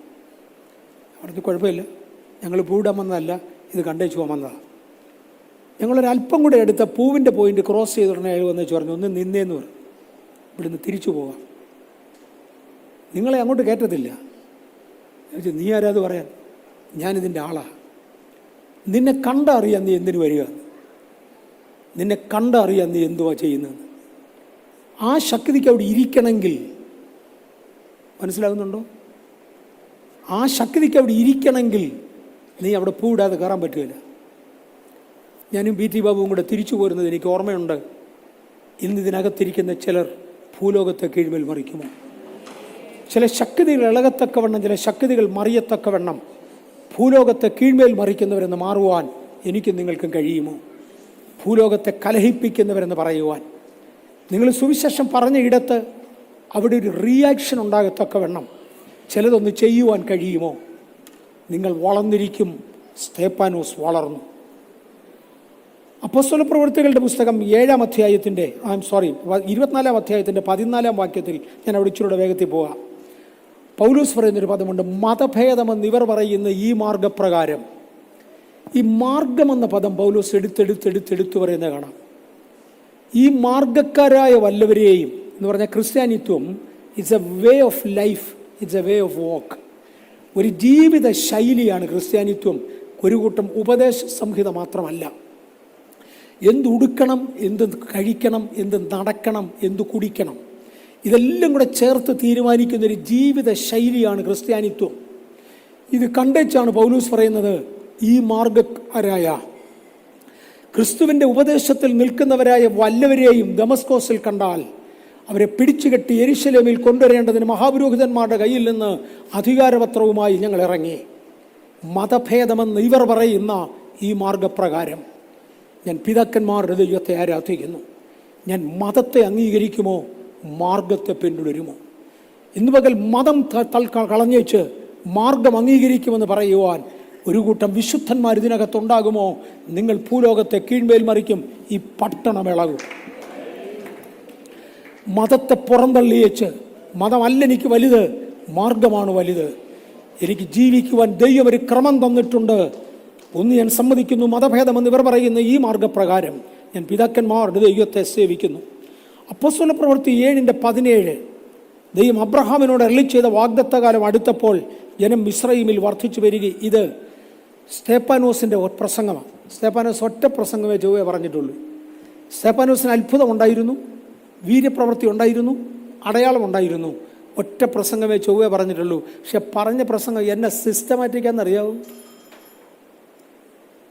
66 വർഷം പ്രസംഗിച്ച് പരിചയമുള്ള MA വർഗീസ് നോക്കിയാൽ അതിൻ്റെ അയലോക്കത്തൂടെ വരത്തില്ല. ഇതിനകത്തിരിക്കുന്ന ഉപദേശിമാരൊന്ന് ശ്രദ്ധിച്ചോണം, നമ്മുടെ പ്രസംഗത്തിൻ്റെ കണ്ടന്റ് തന്നെ ആണെന്ന്. എന്തടോ തൻ്റെ മേലുള്ള അഭിഷേകം, കുക്ക്, എന്തടോ തൻ ചെയ്തു വരുന്ന ജോലി, ഫട്ടിക് ജോബ്. ഈ അടുക്കിലും ചിട്ടയിലും പറയുന്നത് എന്തുവാ? എൻ്റെ അകത്ത് കൃപയും സത്യവും നിറഞ്ഞു, എൻ്റെ അകത്ത് കൃപയും ദൈവിക ബലവും നിറഞ്ഞതിനാൽ വരൻ്റെ ഓർഡറിൽ ദൈവവചനം വെളിയിലോട്ട് വരും. ആ ഓർഡറിൽ ദൈവവചനം സംസാരിച്ചുകൊണ്ടിരിക്കുക. അതിനിടയ്ക്ക് അദ്ദേഹം കയറ്റി ഉപയോഗിക്കുന്ന ഒന്നാണ്, ദൈവം അബ്രഹാമിനോട് അരുളി ചെയ്ത വാഗ്ദത്തകാലം അടുത്തപ്പോൾ ജനം മിസ്രയീമിൽ വർദ്ധിച്ചു പെരുകി. 17:20 ആ കാലത്ത് മോശ ജനിച്ചു. എന്നോട് വിരോധം തോന്നരുത്. 1983 ഇന്നലെ രാത്രിയിൽ ആ ഭാഗമെല്ലാം എനിക്ക് തിരിച്ച് ഓർമ്മ വന്നു. 1983 ഒരിക്കൽ തിരുവചനം വായിച്ചുകൊണ്ടിരിക്കുമ്പോൾ 7-ാമത്തെ അധ്യായത്തിൽ നിന്ന് നിങ്ങളുടെ ആരുടെയും അകത്ത് പരിശുദ്ധാത്മാവ് ഒരു ബോധ്യം തരുന്നെങ്കിൽ ആവർത്തിച്ചോണം. ഞാൻ ആ ഭാഗം വായിച്ചുകൊണ്ടിരുന്നപ്പോൾ പറഞ്ഞു, ജനം മിസ്രയീമിൽ പെരുകി, വിടത്തില്ലെന്നും പറഞ്ഞ് ഫറവോൻ ശല്യം പിടിച്ചു, ആദ്യജാതന്മാരെ കൊന്നൊടുക്കുന്നു. ദൈവത്തിൻ്റെ സമയമായി ആ കാലത്ത് മോശ ജനിച്ചു. അറിയാതെ ഞാൻ പറഞ്ഞു, ഈ കാലത്ത് ഞാൻ ജനിച്ചു. ഞാൻ ആവർത്തിച്ചു, ഈ കാലത്ത് ഞാൻ ജനിച്ചു. ഞാൻ പിന്നെയും പറഞ്ഞു, ഈ കാലത്ത് ഞാൻ ജനിച്ചു, ഈ കാലത്ത് ഞാൻ ജനിച്ചു, ഈ കാലത്ത് ഞാൻ ജനിച്ചു. ഇന്ന് പകൽ ചിലരുടെ അധരങ്ങളിൽ നിന്ന് പുറത്തു വരുമോ, ഈ കാലത്താണ് ഞാൻ ജനിച്ചത്, ഈ കാലത്താണ് ഞാൻ ജനിച്ചത്. ഇതുപോലെ പ്രതിസന്ധി നടന്നുകൊണ്ടിരിക്കുന്ന ഒരു സമയം അക്കാലത്ത് മോശ ജനിച്ചു, ഞാൻ ജനിച്ചു. 7:30 മുതൽ 34 വരെയുള്ള സമയം എടുക്കുമ്പോൾ 40 ആണ്ട് കഴിഞ്ഞപ്പോൾ സീനായി മലയുടെ മരുഭൂമിയിൽ ഒരു ദൈവദൂതൻ മോശയ്ക്ക് പ്രത്യക്ഷനായിട്ട് നിന്റെ ജനത്തെ വിടുവിച്ചുകൊണ്ട് വരാൻ തന്നോട് ആവശ്യപ്പെട്ടു. താന് ഈ കേൾക്കുന്ന ശബ്ദം എന്നാന്ന് കാണേണ്ടതിന് മുൾപ്പടർപ്പിൻ്റെ അടുക്കിലേക്ക് ചെന്നപ്പോൾ, അതിൽ ക്ഷമിക്കണം, ഈ മുൾപ്പടർപ്പ് വെന്തുപോകാതെ കത്തുന്ന കാഴ്ച എന്നാന്ന് കാണേണ്ടതിന് ഷിമസി മുൾപ്പടർപ്പിൻ്റെ അടുക്കിലോട്ട് ചെന്നപ്പോൾ അപ്രതീക്ഷിതമായൊരു ശബ്ദം, നീ നിൽക്കുന്നത് വിശുദ്ധ ഭൂമിയാകയാൽ കാലിൽ നിന്ന് ചെരുപ്പഴിച്ചു കളക. നിങ്ങൾ പുറപ്പാട് പുസ്തകം വായിച്ചാൽ കിട്ടാത്ത വിശദീകരണമായി ഇവിടെ. നിങ്ങൾ പുറപ്പാട് പുസ്തകം വായിച്ചാൽ കിട്ടാത്ത ഒരു ഓർഡറായി ഇവിടെ. നിങ്ങൾ പുറപ്പാട് പുസ്തകത്തിൽ സംഭവ ചരിത്രം വിശദീകരിക്കുന്നതും പഠിച്ചാൽ കിട്ടാത്ത ഒരു പുത്തൻ കാഴ്ചപ്പാടാണ് ഇവിടെ. തണ്ടി തീ എന്തെന്ന് കാണേണ്ടതിന് അടുത്ത് വന്നപ്പോൾ അതിനകത്തുനിന്ന് ഒരു ഗർജന ശബ്ദം, ഭയപ്പെടുത്തുന്ന ശബ്ദം, നീ നിൽക്കുന്നത് വിശുദ്ധ ഭൂമിയാണ്. ഇന്ന് പകൽക്കാലം ചിലരുടെ നേരെ ഞാൻ ആ ഗർജന ശബ്ദം മുഴക്കട്ടെ, താങ്കൾ നിൽക്കുന്നത് വിശുദ്ധ ഭൂമിയാണ്, താങ്കൾ നിൽക്കുന്നത് വിശുദ്ധ ഭൂമിയാണ്. അതുകൊണ്ട് മോശയെ കാലിൽ നിന്ന് ചെരുപ്പഴിച്ചു കളക. എനിക്ക് ചിലതെല്ലാം ഇടപെടുവാനുണ്ട്. ആ താഴ്വരയിൽ നടന്നതുപോലെ നടക്കരുത്, ആ ആട്ടിൻകൂട്ടത്തെ കൊണ്ട് നടന്നതുപോലെ നടക്കരുത്. ചില ക്രമീകരണങ്ങൾ അങ്ങയുടെ ജീവിതത്തിൽ വരുവാനുണ്ട്. കാര്യം ഇവിടെ നിന്നൊരു പുത്തൻ ആരംഭമാണ്. അങ്ങ് നിൽക്കുന്നത് ഒരു വിശുദ്ധ ഭൂമിയാണ്. ഈ 2-ാമത്തെ ആഴ്ചയിൽ ഒരു ചർച്ചിൻ്റെ ശുശ്രൂഷകൻ എന്ന പദവിയിൽ എൻ്റെ ചർച്ചിന് കൊടുക്കുവാൻ കർത്താവ് എന്നെ ഏൽപ്പിച്ച ദൂത ബെന്നിഹിൻ ഒരിക്കൽ ഒരു മെസ്സേജ് എടുത്ത കൂട്ടത്തിൽ ഇങ്ങനെ പറഞ്ഞു. ഒരു വീട്ടിൽ സദ്യ നടക്കുമ്പോൾ അദ്ദേഹം ആ വീട്ടിൽ കയറി ചെന്നു. അവിടുത്തെ പിള്ളേർക്ക് വേണ്ടത് ഐസ്ക്രീമാണ്. ബെന്നിഹിൻ ഐസ്ക്രീം എടുത്ത പിള്ളേർക്ക് കൊടുത്തു. അപ്പം പിള്ളേരുടെ അപ്പൻ വന്ന് ചൊറിഞ്ഞ് കൊടുക്കരുത്, ഇത് കഴിച്ചാൽ പിന്നെ അവന്മാർ ആഹാരം കഴിക്കുകയില്ല. Let them take meat. ആദ്യം അവർ ആഹാരം കഴിക്കട്ടെ. ആഹാരം കഴിച്ച് വയറ് നിറഞ്ഞ ശേഷം മാത്രമേ ഐസ്ക്രീം കൊടുക്കാവൂ. ആരംഭത്തെങ്കിൽ ഐസ്ക്രീം കൊടുത്തു കഴിഞ്ഞാൽ വയറങ്ങ് നിറഞ്ഞു പോകും. ബെന്നിഹിൻ പറഞ്ഞത് വീട്ടിലെ അപ്പൻ്റെ ചുമതലയാണ്. ഇവിടെ വിരുന്ന് വന്ന് എനിക്ക് ആ കുഞ്ഞുങ്ങളുടെ സന്തോഷം കാണുന്ന ഇഷ്ടം. അതുകൊണ്ട് ഞാൻ ആദ്യം ഐസ്ക്രീമാണ് കൊടുക്കുന്നത്.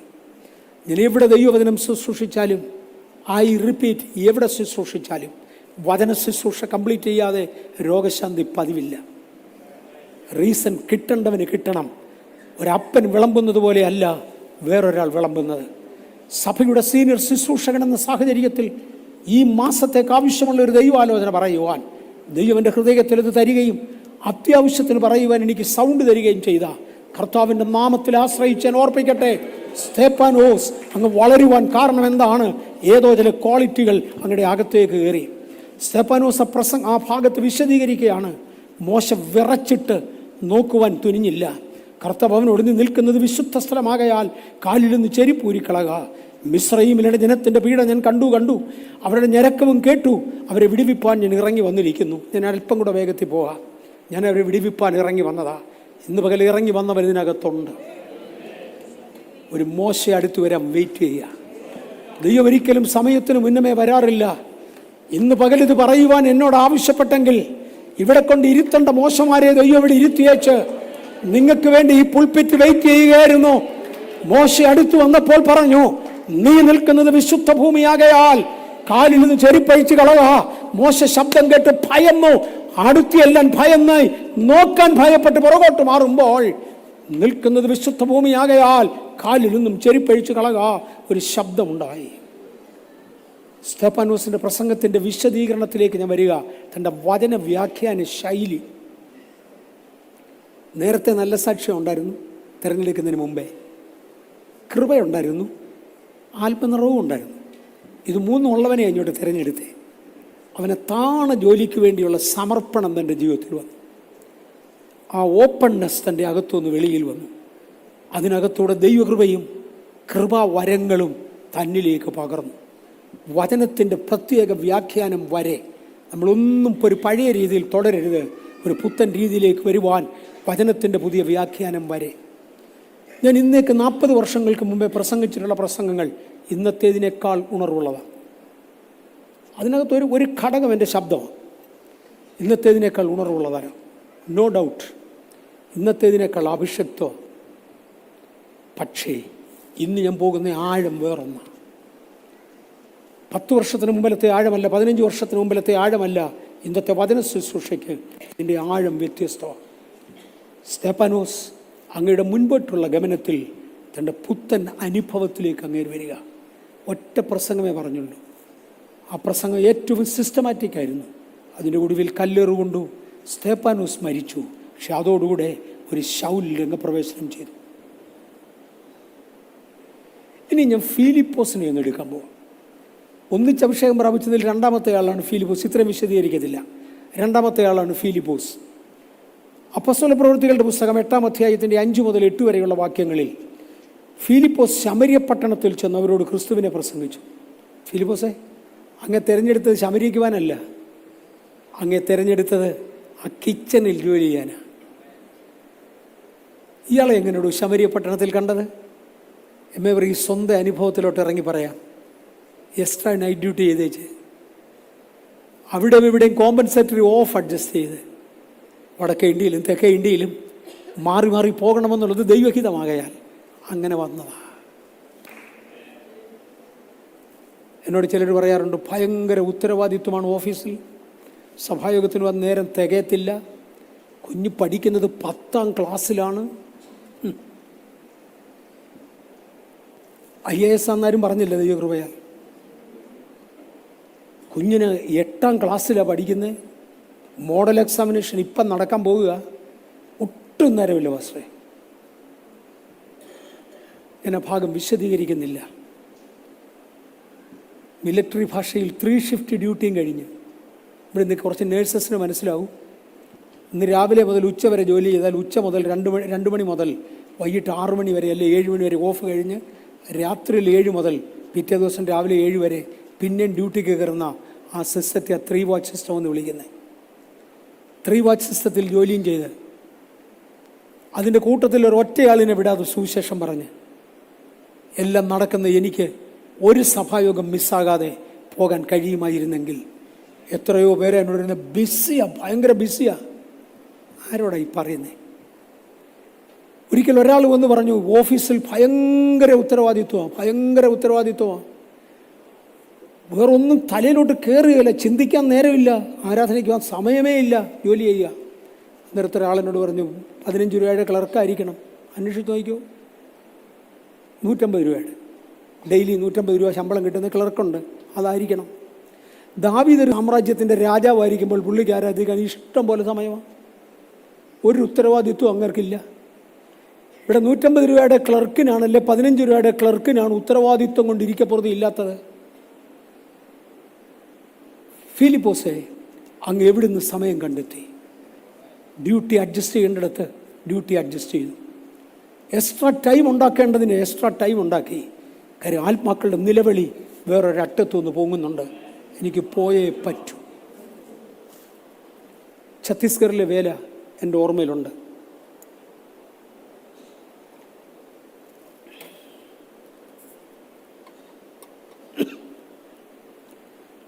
ഒറ്റയാൾ പ്രാർത്ഥിക്കാൻ എത്ര പ്രാവശ്യമാണ് വരുന്നത്? അത് ചിലരുടെ ഹോബിയാണ്. പിന്നെയും വന്ന് പ്രാർത്ഥിപ്പിക്കുക. അതിൽ പലതും നന്നാകുന്നതല്ല, എന്നാൽ ചുരുക്കത്തിൽ നന്നാകുന്നത് കൊണ്ട്.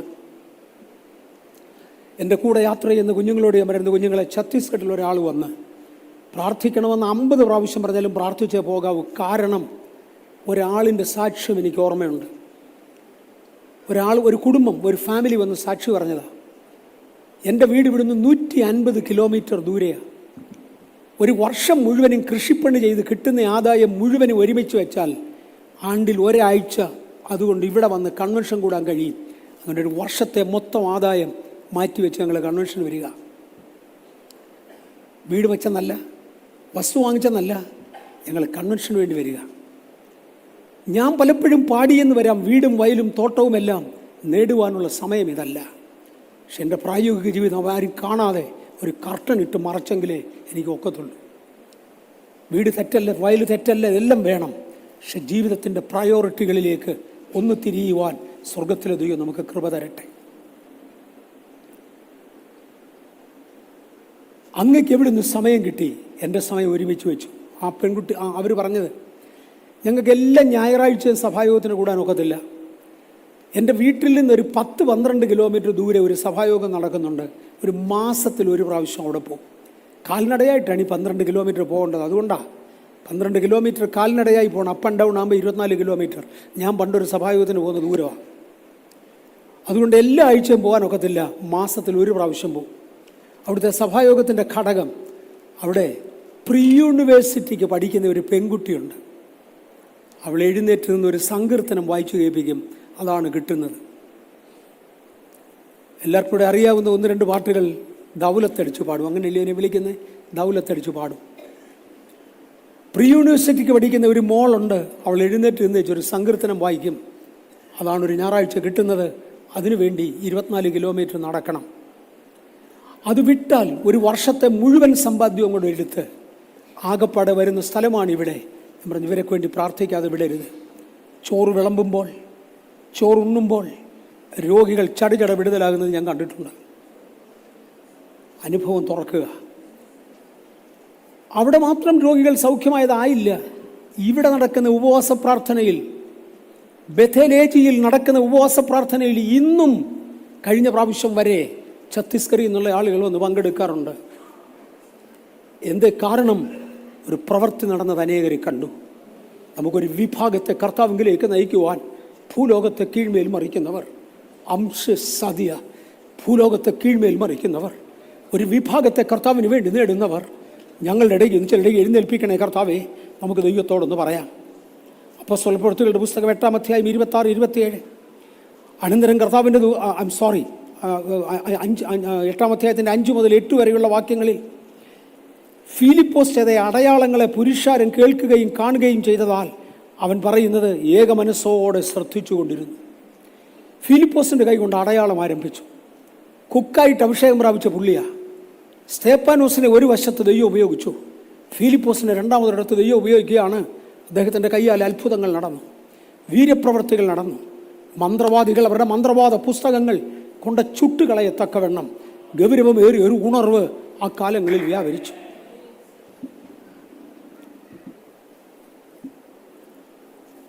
അന്നത്തെ ദൈവം തന്നെയല്ലേ ഇന്നത്തെ ദൈവം. ദൈവത്തിന് ഗതിഭേദത്താൽ ആച്ഛാദനമില്ല.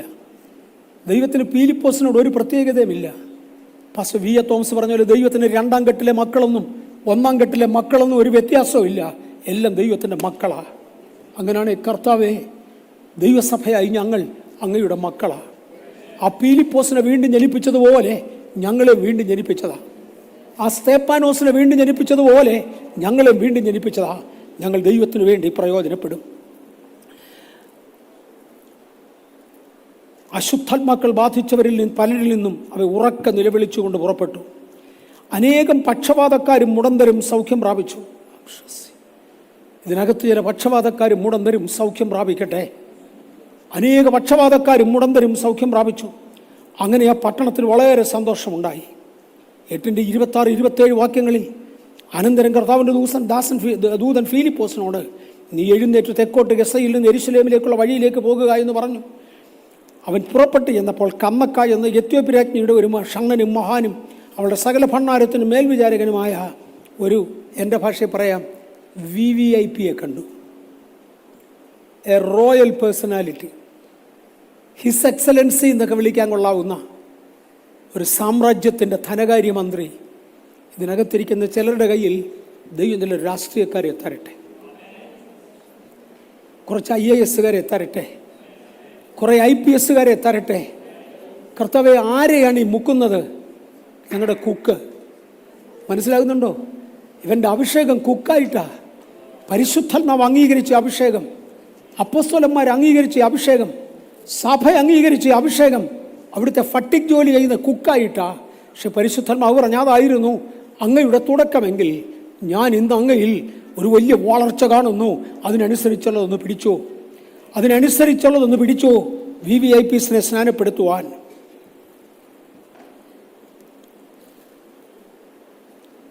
എൻ്റെ ദൈവമേ, VVIPs മാത്രമേ കൊണ്ടുവന്നുള്ളൂ? അല്ല, കോമൺ മെന്നെയും കൊണ്ടുവന്നു. സാധാരണക്കാരെ വലിയൊരു വിഭാഗത്തെ കൊണ്ടുവന്നു. 8:40 ഫിലിപ്പോസിനെ പിന്നെ അസ്തോദിൽ കണ്ടു. അവൻ സഞ്ചരിച്ചു, എല്ലാ പട്ടണങ്ങളിലും സുവിശേഷം അറിയിച്ചുകൊണ്ട് കൈസരിയിൽ എത്തി. ദേശത്തുനിന്ന് ദേശങ്ങളിലേക്ക് യാത്ര ചെയ്യുന്ന, ഒറ്റയ്ക്ക് യാത്ര ചെയ്യാൻ പ്രയാസമെന്ന് പരിശുദ്ധാത്മാവിന് തോന്നിയാൽ പൊക്കി എടുത്തുകൊണ്ട് പോകുന്ന എന്നൊക്കെ സാഹചര്യമാപ്പാ ഇത്. ഇവനെ കൊണ്ട് നടന്നെടുപ്പിക്കാൻ പറ്റത്തില്ല എന്ന് പരിശുദ്ധാത്മാവിന് ബോധ്യപ്പെട്ടാൽ, ഇട്ടിരിക്കുന്ന ഡ്രസ്സ് നനഞ്ഞുപോയി, ഇതും കൊണ്ട് ഫിലിപ്പോസിന് ഓടാൻ പറ്റത്തില്ലെന്ന് അറിയാവുന്ന പരിശുദ്ധാത്മാവ് ഫിലിപ്പോസിനെ ഒരു പൊക്കി കൊണ്ട് അസ്തോദി കൊണ്ട് നിർത്തി അവരോട് പറഞ്ഞ്, പ്രസംഗിക്ക്. പത്രോസേ, അങ്ങേ പിടിച്ച് കാരാഗ്രഹത്തിലിട്ടല്ലേ? നാളെ ജനത്തോട് പ്രസ്താവിക്കേണ്ടത് ആവശ്യമാകയാൽ ഞാൻ കാരാഗ്രഹം തുറക്കാം. മീൻപിടുത്തത്തിൽ മാത്രം അഭ്യാസം നിറഞ്ഞ പത്രോസേ, ഞാൻ കാരാഗ്രഹം തുറങ്ങാം. നിനക്ക് ജയിൽ ചാടുന്ന പരിപാടി അറിയാൻ വയ്യ, ഞാൻ നിന്നെ പിടിച്ചോണ്ട് പോകാം. എൻ്റെ ദൂതനെ നിന്റെ മുമ്പിലേക്ക് അയക്കാം, നീ അവിടെ പോയി പ്രസംഗിച്ചേ പറ്റത്തുള്ളൂ. തന്റെ ശമരിയ മുഴുവൻ ഇളക്കേണ്ടതിന് എനിക്കൊരാളിനെ വേണം. വാ ഫിലിപ്പോസ്, വാ, ഒരാത്മനിറവ് ഞാൻ തരാം. എന്നാൽ അടുത്ത ഒരു 3 എണ്ണത്തെ തൊടാൻ പോവുക. ഞാൻ 2 പേരെ തൊട്ടുള്ളൂ. എക്സെപ്ഷണൽ മിനിസ്ട്രിയിലേക്ക് ഇവർ 2 പേര് ഉയർന്നു. അടുത്തത് പ്രൊഖരോസ്. നമ്മൾ ആദ്യം കണ്ടല്ലോ ഒരു 7 പേരെ ഒന്നിച്ച് വിളിച്ചെന്ന്. അതിൽ 3-ാമത്തെ പേരാണ് പ്രൊഖരോസ്. 4-ാമത്തേത് നിക്കാനോർ. 5-ാമത്തേത് തിമോൻ. ഇവരെ പിന്നെ ബൈബിളിൽ കണ്ടിട്ടേ ഇല്ല. ബൈബിൾ ഹിസ്റ്ററിയിൽ ഇവരെ പിന്നില്ല. സഭാചരിത്രത്തിലുണ്ട്. സഭാചരിത്രം പറയുന്നത് അവർ പോയി ഓരോ ഡീക്കന്മാരായിരുന്നെന്ന. നല്ല കാര്യം. മോനെ, ഫിലിപ്പോസിനെ ഉപയോഗിച്ചിട്ട് താങ്ങെ ഉപയോഗിച്ചുകൂടായിരുന്നു? സ്തേപ്പാനോസിനെ ഉപയോഗിച്ചപ്പോൾ നിന്നെ ഉപയോഗിച്ചുകൂടായിരുന്നു? നിനക്ക് പോയി ഡീക്കനായിരിക്കേണ്ട വല്ല കാര്യം ഉണ്ടായിരുന്നു? PV ആശാരി ഉപദേശിയെ ഒരു കാലഘട്ടത്തിലേക്ക് ആരും കണ്ടില്ല. അദ്ദേഹത്തിൻ്റെ ജീവിതത്തിൽ എന്തോ ബലഹീനതയോ സവിശേഷതയോ എന്തൊക്കെയോ ഉണ്ടായി. അദ്ദേഹത്തിന് ചർച്ചൊന്നും ഇല്ലാതെ കുറച്ച് നാൾ കഴിഞ്ഞു. തൃശ്ശൂർ എവിടെയോ ഒരു ലോക്കൽ ചർച്ച ഉണ്ടായിരുന്നു, പക്ഷെ താൻ അറിയപ്പെട്ടിരുന്നില്ല. അത് കഴിഞ്ഞാണ് ആശാരി ഉപദേശി ഡൽഹി വരുന്നത്. വീണ്ടും ശുശ്രൂഷയുടെ ഗൗരവത്തോടെ വന്നതാണ്. അപ്പോൾ ആശാരിയെ ഒന്ന് അടിച്ചിരുത്താൻ വേണ്ടി ഞങ്ങളുടെ ഒരു ഉപദേശി ചോദിച്ചു, ആശാരിയല്ലേടാ? ആന്നു. അദ്ദേഹത്തോട് ഒറ്റയ്ക്ക് സംസാരിച്ചാൽ ഭയങ്കര മാന്യനാകട്ടോ, പൊളൈറ്റായിട്ടും വളരെ സാവധാനമല്ലേ മറുപടി പറയത്തുള്ളൂ. ഈ ഗ്രൂപ്പിനകത്ത് വെച്ചാണ് പെശവുള്ളത്. ഒറ്റയ്ക്ക് സംസാരിച്ചാൽ വളരെ സാവധാനതയിലെ മറുപടി പറയത്തുള്ളൂ. അദ്ദേഹം പറഞ്ഞു, ആന്നു. അല്ല, ആശാരിയെക്കുറിച്ച് കഴിഞ്ഞ കുറേ നാളായിട്ട് കേൾക്കാനില്ലായിരുന്നില്ല, എവിടായിരുന്നു? ഓ, ഞാൻ തൃശ്ശൂരായിരുന്നേ. അവിടെ എന്നായിരുന്നു? അല്ല, ഞാനൊരു പിന്മാറ്റത്തിലകപ്പെട്ടു. അന്നിപ്പം നീ ഇരിക്കുന്ന പോലെ ഞാനും പോയൊരു ചർച്ചിൽ പോയിരുന്നടാ. അത് കറക്റ്റായിരുന്നു. നീ ഇപ്പം ഇരിക്കുന്ന പോലെ ഞാനും ഒരു ചർച്ചിൽ പോയിരുന്നു, ഞാനും ഡീക്കനായിരുന്നടാ. ഫർഖോസേ, നിക്കാനോറേ, നിങ്ങൾക്ക് എന്നാ പറ്റി? നിങ്ങളുടെ മേലുള്ള അഭിഷേകം മറ്റേതല്ലേ? ഞാനാണ് പറഞ്ഞത് ഡീക്കനാ. എന്നെ ഡീക്കൻ ചേർത്ത് വിളിക്കാവൂ? ഒന്ന് ചുമ്മാ ഇല്ലേ. ദൈവത്തിന് ഉപയോഗിക്കേണ്ടിയിരുന്ന ഇടത്ത് why were you not open? ഇന്ന് പകൽക്കാലം നമ്മുടെ നൊമ്പരമുള്ള ഹൃദയത്തിൽ നിന്ന് ഈ ചോദ്യം നമ്മോട് ചോദിക്കട്ടെ. ദൈവത്തിന് ഉപയോഗിക്കാമായിരുന്ന സ്ഥാനത്ത് എന്തുകൊണ്ട് എന്നെ ഉപയോഗിക്കുന്നില്ല? ഞാൻ 7-ാമൻ്റെ അടുക്കലോട്ട് പോവുകയാണ്. നിക്കലാവോസ് 3 ആദിമസഭയിലെ മൂപ്പന്മാരായി ഒതുങ്ങിപ്പോയി എന്ന് ചരിത്രം നമ്മളെ പഠിപ്പിക്കുന്നു. എന്നാൽ നിക്കലവോസിനെ കുറിച്ച് ഒത്തിരിയും കൂടെ ഗൗരവമായ വിവരങ്ങളുണ്ട്. ഞാൻ അത് എടുക്കണമെന്നങ്ങോട്ട് കൺഫ്യൂസ്ഡാണ്. നിക്കലവോസിനെ കുറിച്ച് എളുപ്പം അങ്ങ് തൊട്ടുവിട്ടേക്കാം. വെളിപ്പാട് പുസ്തകം 2-ാമത്തെ അധ്യായത്തിൽ 1-ാമത്തെ സഭയോട് ദൂത് പറയുന്ന കൂട്ടത്തിൽ, നിങ്ങൾ നിക്കലവോസിൻ്റെ ഉപദേശം കൈക്കൊള്ളുന്നു, ഞാനത് വെറുക്കുന്നു. ദൈവം വെറുക്കുന്ന ഒരു ഉപദേശത്തിൻ്റെ നിർമ്മാതാവ് ആയി നിക്കലവോസ് മാറി. ആ ചരിത്രം ഞാനിവിടെ പല പ്രാവശ്യം എടുത്തിട്ടുണ്ട്. നിക്കലവോസിൻ്റെ ചരിത്രം ഞാൻ ഇവിടെ വിശദീകരിക്കുന്നത് കേട്ടിട്ടില്ലാത്തവരോട് ഉണ്ടെങ്കിൽ അവരുടെ കൈയൊന്ന് കണ്ടോട്ടെ. നിക്കലവോസിൻ്റെ ചരിത്രം ഞാൻ ഇവിടെ വിശദീകരിക്കുന്നത് കേട്ടിട്ടില്ലാത്തവരുണ്ടെങ്കിൽ അവരുടെ കൈയൊന്ന് കണ്ടോട്ടെ. പറയണോ വേണ്ടോ എന്ന് തീരുമാനിക്കാനാണ്. വളരെ ചുരുക്കം പേരുണ്ട്. നിക്കലവോസിൻ്റെ ജോലി ഭക്ഷണം വിളമ്പുമായിരുന്നു. ഇവനൊരു ബിൽറ്റിൻ അസുഖം ഉണ്ടായിരുന്നു. വെളുത്ത പെൺപിള്ളേരെ കണ്ടാൽ ഒന്ന് ചിരിക്കണമെന്നങ്ങ് തോന്നുക. കൂടെ കുഴപ്പമൊന്നുമില്ല. എല്ലാവരുടെയും ഹൃദയം, അല്ലെങ്കിൽ 2 പേരുടെ ഹൃദയം പരിശുദ്ധാത്മാവിന് തുറന്നതോടെ, ബാക്കിയുള്ള ഹൃദയങ്ങൾ സകലതിനും അടഞ്ഞതോടെ, നിക്കലവോസിൻ്റെ ഹൃദയം അവൻ്റെ സ്വഭാവ വീക്ക്നെസ്സിൻ്റെ മുമ്പിൽ തുറന്നു. ഒത്ത പൊസിഷനിൽ അവനെ കൊണ്ടിട്ടിരിക്കുന്നത്. അപ്പനും അമ്മയും ഇല്ലാതെ വളരുന്ന ആളുകൾക്ക് ആഹാരം വിളമ്പുന്ന ജോലിയാണ്. വെളുത്ത പെൺകുട്ടികളെ കണ്ടാൽ ഒന്ന് ചിരിച്ചു കാണിക്കണമെന്ന് ഇവനൊരു താല്പര്യമുണ്ട്. അങ്ങനെ ഇടയ്ക്കൊന്ന് ചിരിച്ചു. ചിരിച്ചവർക്ക് അന്ന് വിളമ്പിയപ്പോൾ ചൊവ്വ വിളമ്പി. അപ്പോൾ ചൊവ്വ ആഹാരം കിട്ടാൻ ചിരിച്ചാൽ മതി എന്ന് പെൺപിള്ളേർക്ക് മനസ്സിലായി. ഇതിൻ്റെ അടുക്കൽ വിളമ്പിയാൽ അർത്ഥമുണ്ടെന്നുള്ളത് അവനും മനസ്സിലായി. അങ്ങനെ വിളമ്പ് തുടങ്ങി. അധികം നാളിനകം ഞാൻ ബഥേലിൻ്റെ പുൽപ്പിറ്റിൽ നിന്ന് പറയാൻ മടിക്കുന്നു, പെൺകുട്ടികൾ ഗർഭിണികളാകാൻ തുടങ്ങി. ഇനി മാറി നിന്ന് പറഞ്ഞേക്കാം. അതിനെ തുടർന്ന് ഒരു കൂട്ടം ആളുകൾ അവൻ്റെ പുറകെ തിരിഞ്ഞു. ആ തിയോളജിയാണ് ഫ്രീ ഗ്രേസ് തിയോളജി എന്ന് വിളിക്കുന്നത്. Free grace theology. എന്തു പാപവും ചെയ്യാം, പിന്നെ അങ്ങ് ക്ഷമ ചോദിച്ചാൽ മതി, ദൈവം അങ്ങ് ക്ഷമിച്ചോളൂ. വെളിപ്പാട് പുസ്തകം 2-ാമത്തെ അധ്യായത്തിൽ വന്നപ്പോൾ 1-ാം സഭയുടെ ബലഹീനതയായി കർത്താവ് എടുത്തു പറഞ്ഞു, നിക്കലോവ്യരുടെ ഉപദേശം കൈക്കൊള്ളുന്നു പറഞ്ഞ് നിനക്കൊണ്ട് നടപ്പ് ഞാൻ പകയ്ക്കുന്നു. 3-ാം സഭയോടും പറഞ്ഞ് അവരുടെ നടപ്പ് ഞാൻ പകയ്ക്കുന്നു. ഉപദേശത്തിനകത്ത് നല്ലതുമുണ്ട് തീയതുമുണ്ട്, അവരുടെ നടപ്പ് ഞാൻ പകയ്ക്കുന്നു.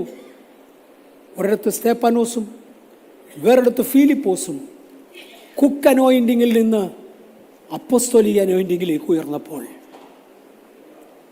വേറൊരു 3 പേര് കുക്ക് അനോയിൻറ്റിങ്ങിൽ നിന്ന് ഡീക്കൻ അനോയിൻറ്റിങ്ങിലേക്ക്